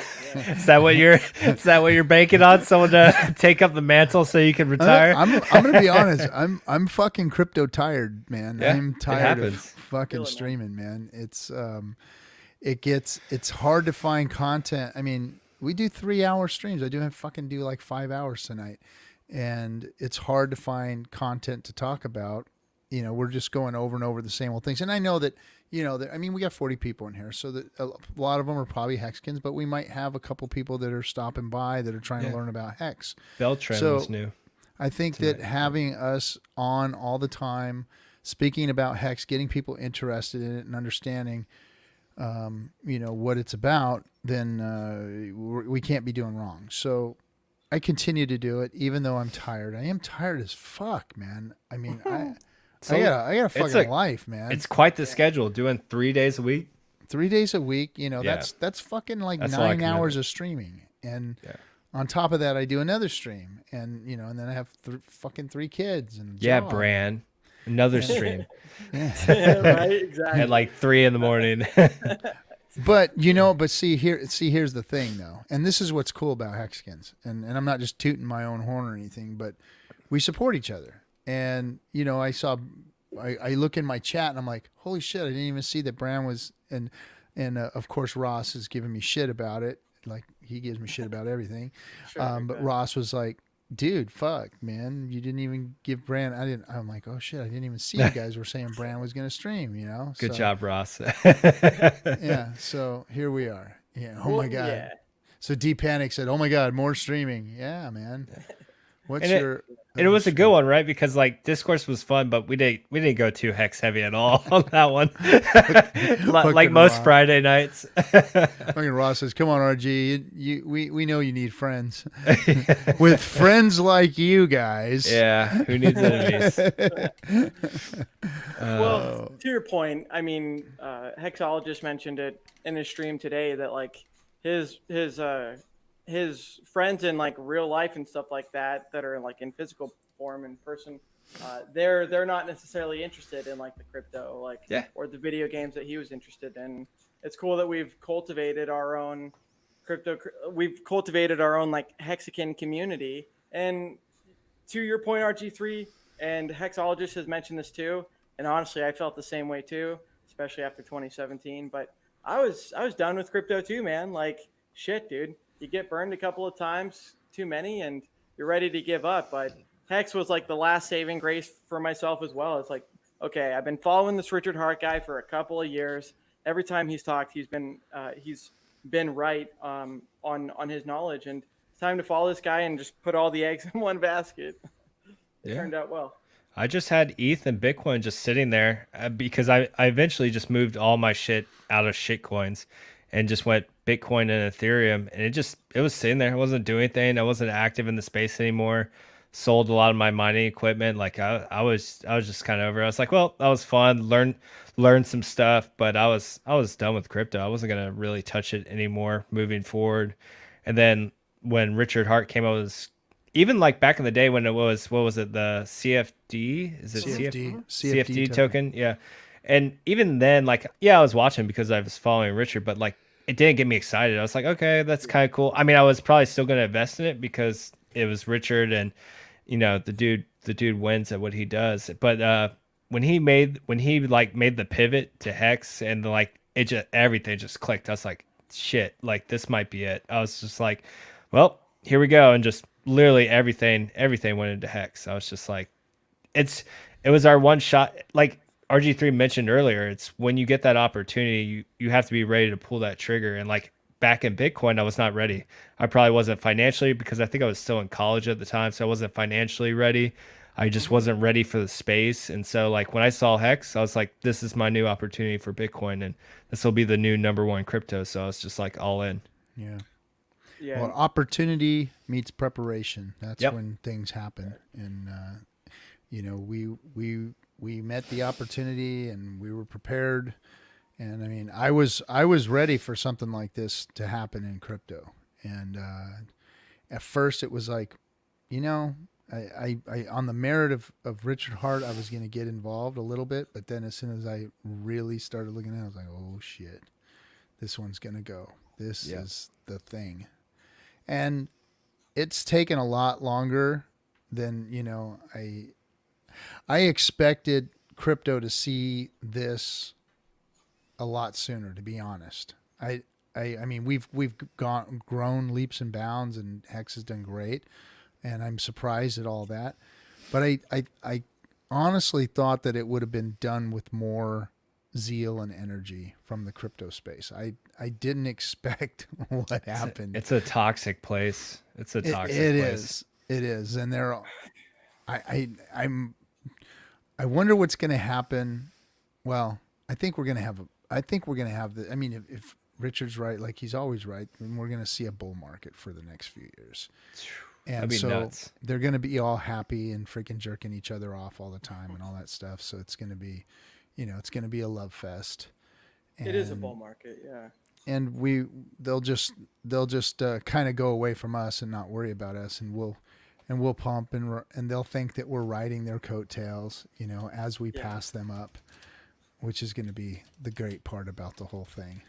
Well, to your point, I mean, he's stood on the right side of history, and like a lot of us Hexicans that have followed him, and Richard's always mentioned that he wants Bitcoin to go up in price, but then once that happens, because of the amount of money that's in it and the liquidity and the order books and all these other things, that Ethereum will go up higher than Bitcoin, and then Hex will go up higher than Ethereum and Bitcoin.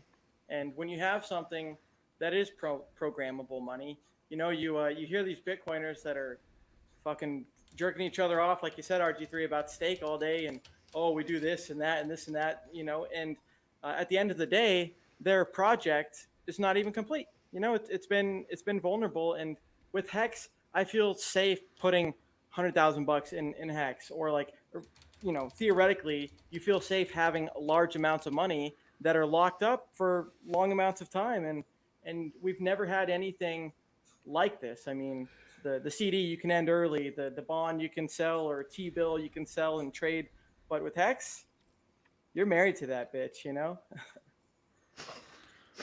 Yeah, you better talk nicer to her, or she's gonna give you a hard time over the next 15 Yanked to the years. con- If your Contract, steaks aren't yeah. happy, ain't nobody happy. Exactly. You might not want to be calling her a bitch. You don't want to go Nagabo on her too hard. Two for the I got price of 2 one. bitches for the price of one. Naga's coming around too. He's coming back He is. around. The problem is he's just not knowledgeable enough on the project. He's a good guy, but like I remember even when you had him on your stream, like I don't even think he was staked at the time, and it was just because No. he's too familiar with the old crypto space of, hey, I buy this as a speculative asset, hold on to it, and then dump when it sells. But it's just a different game, and I think he's slowly, I think he's starting to look more into it, and the community's slowly starting to educate him more on it. But yeah, like for him, he solely focused on price. Why'd it go down? Like, guess what? Everything goes down in crypto. But we have something that negates it, staking. But he still has that crypto trader mindset is the Yeah. problem. And you know, we had to all kind of like ease into it and understand it. I mean, fuck, man. I mean, like what Richard didn't expect the emergency early end staking to happen, tool. to restake, to be a tool. Yeah. And we figured that out because we started realizing that, okay, wait a minute, this is different. There's a different plan here. There's a different game theory here. Play the game theory or get wrecked. And had I left bags that I had early that were coming out right now, I'd be wrecked in Hex. Yeah. I would not have the bags that I have today if I wouldn't have early in staked. And there were Hexicans saying, "Oh, that's dumb. That's the dumbest thing that I've heard, RG3. Yeah. Shouldn't do that. Oh, I'm going to keep my stakes in." Yeah, it was taboo. It was taboo in the early days of Hex. Yeah, it was taboo. And then Yeah. I said, no. Yep. No, you need to get those. And I bought T-shares at, you know, when I did that, the T-shares were like 9,000.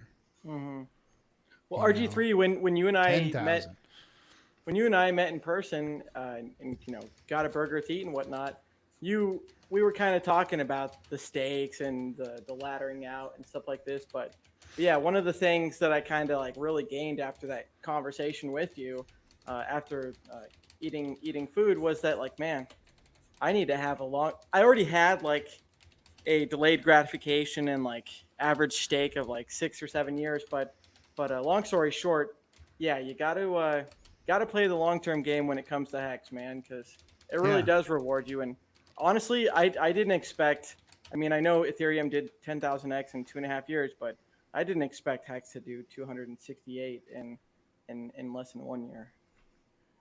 Yeah, and the last guy that should have thought of that was me, because I'm old. I'm the first one that should want instant gratification, you know.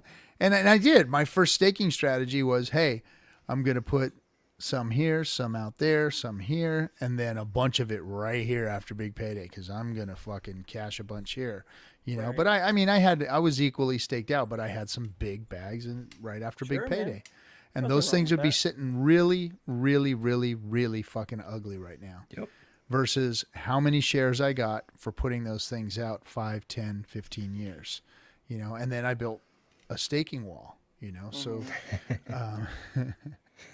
I built a Quattrocinco wall, and those are all ready for the picking too. For my old age, I might be able to grab one at 10 years, 11 years, 12 years if there's something fat out there, you know. If we're getting the gains that we think that we're going to get, I mean, shit. I don't want to be 70. Hey, you can buy a badass wheelchair. Probably go Yeah, like 80 miles an hour. Buy a fucking badass fucking Lambo fucking wheelchair, you know. That'll be ripping going donuts down out the fucking there. road. But no, it's that whole carrot stick method that Richard Hart's been leading with us all throughout. Like Hexicans have learned this whole year. We've continued to learn. I know for me initially my stakes were heavy. Like 2-3 year mark was about as far as I was really willing to go out. I mean, I threw some Hail Marys out there, but nothing crazy.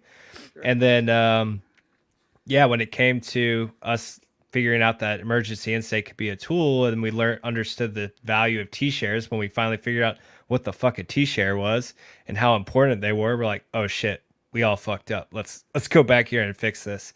And I'll even remember right up to the last couple of days before Big Payday, I thought, I got everything figured out. I know how T-shares work. I think I'm good. Blah, blah, blah, blah, blah. OA goes ahead and stakes, which has always been a possibility. And then you see it's different when you finally see that number go down. And then you're like, oh shit, like what was I thinking keeping these? I didn't have anything crazy after Big Payday, but I had a couple large stakes still that were made early on. So it's just like, I don't want to end stake these. And I just sat there. I was like, oh shit. Like the OA just like confirmed it for me. It's like, you moron, like move these out. Like, what are you doing? And so I moved them. I was just, and even after I thought I knew everything I needed to know in Hex, days before Big Payday, the OA just showed me, it's like, hey, you might want to move these. And sure enough, it was right. Yep. No, that was the best move that any of us did before Big Payday, and staking those and then pushing them out. Now, that's still a tool at the share price right now, because see, I had told everybody that, hey, this is kind of only a tool before Big Payday, because we were all expecting there to be a much larger increase in the share price. Yeah. We were all saying, that it was going to go to, 30, 35, 40,000, it was going to boom. It was going to pump up, and it didn't. I think that we stabilized a lot more than we thought it was going to be. And because of that opportunity to, pull 50%ers out and push them out further is still there for you while you still have a low share rate, But be careful with that. Make sure you really know what you're doing, because if you're not at 50% completion of your stake and greater than 90 days, you could nuke your stack, especially even if in the beginning. And you lose your Big Payday too. You lose your Big Payday. And that's how you could end up nuking your stack, because in the past you could be less than 50% and you could end your stake, and it didn't matter that much because you were going to get Big Payday again from restaking. Well, because Big Payday is counted as interest, so in the penalty calculation, interest, Big Payday gets included in it. So even if you're just a little bit shy of 50%, you could still end up nuking your stack. You could be like 48%, 45%. And now that Big Payday, that extra 30 something percent is included in there, you could damn near nuke your stack, even being close to 50%. It's not even really a tool anymore, to be honest. Before. Yeah, that's why I'm just saying, be careful. But if you did have some big ones there and you saw the share price was going to, pump your bag even more, and you were past that 50% and you were over 90 days, then it might be still viable. I don't know. I'd have to look at it and see if that would make sense, Yeah, it would have to be probably pretty large stake, but it'd have to be a large stake. I wonder if there's going to be some fucking 10, 20, 30, 50, 100 million stake, 100 million hex stakes that change, and go, I'm going to fucking move these out. Wouldn't be the first time we saw some stupid people. I want some of those like God whale stakes that are like at 15 years right now. Like I would love to see at 7.5. They're like, fuck it. Hex appreciated enough for me, and pull those suckers, and those 7.5 years of interest, those mega stakes of like almost 1 billion hex for 15 years have been collecting, and just distribute that to everyone. Oh my God. Oh my God, that would be so much. That would be so much hex. That's the thing people don't realize, right? Okay, we get nuke stakes and we get these emergency on stakes now. Okay, they're whatever. It's a decent little amount going out to everyone. But imagine what happens when these stakes have been accruing interest for 5, 6, 10, 15 years, and they emergency in stake or nuke themselves. You're talking about millions and millions and millions and millions of interest getting distributed back out to us. Like emergency instakes and nuked accounts later on, as the years progress, from like OG accounts, will make it absolutely fucking rain hex on the staker class. It could get crazy.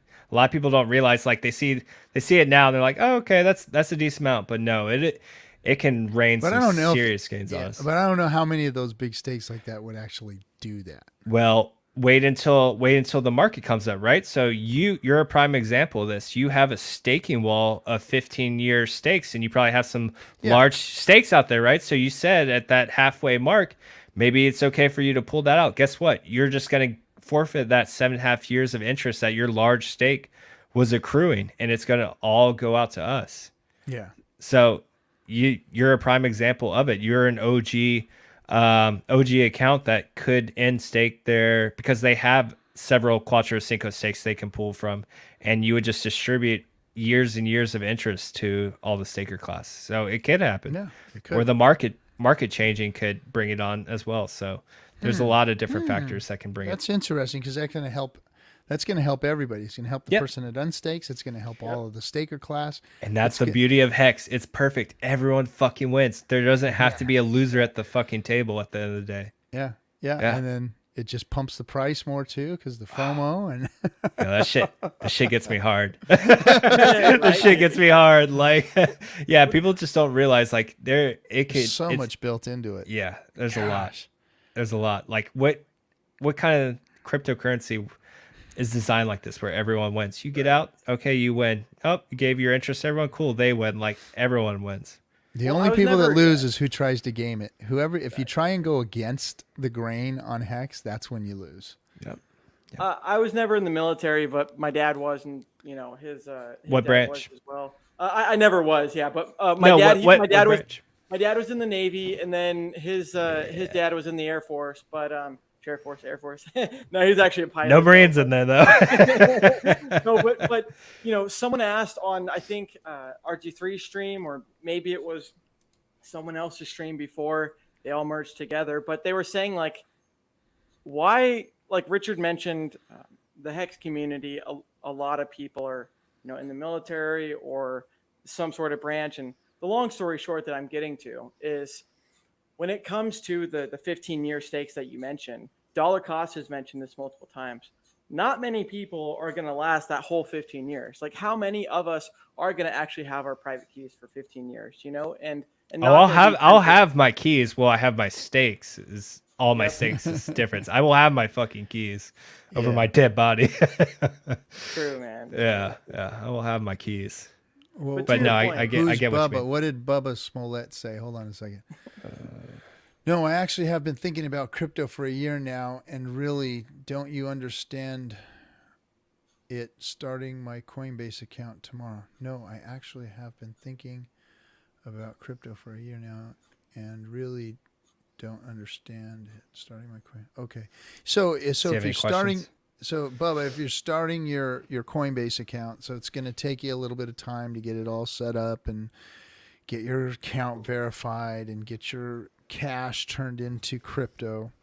But at that point, you can buy yourself some Ethereum and go to hex.com, and you'll be able to see how to use Hex. And you can go to Uniswap.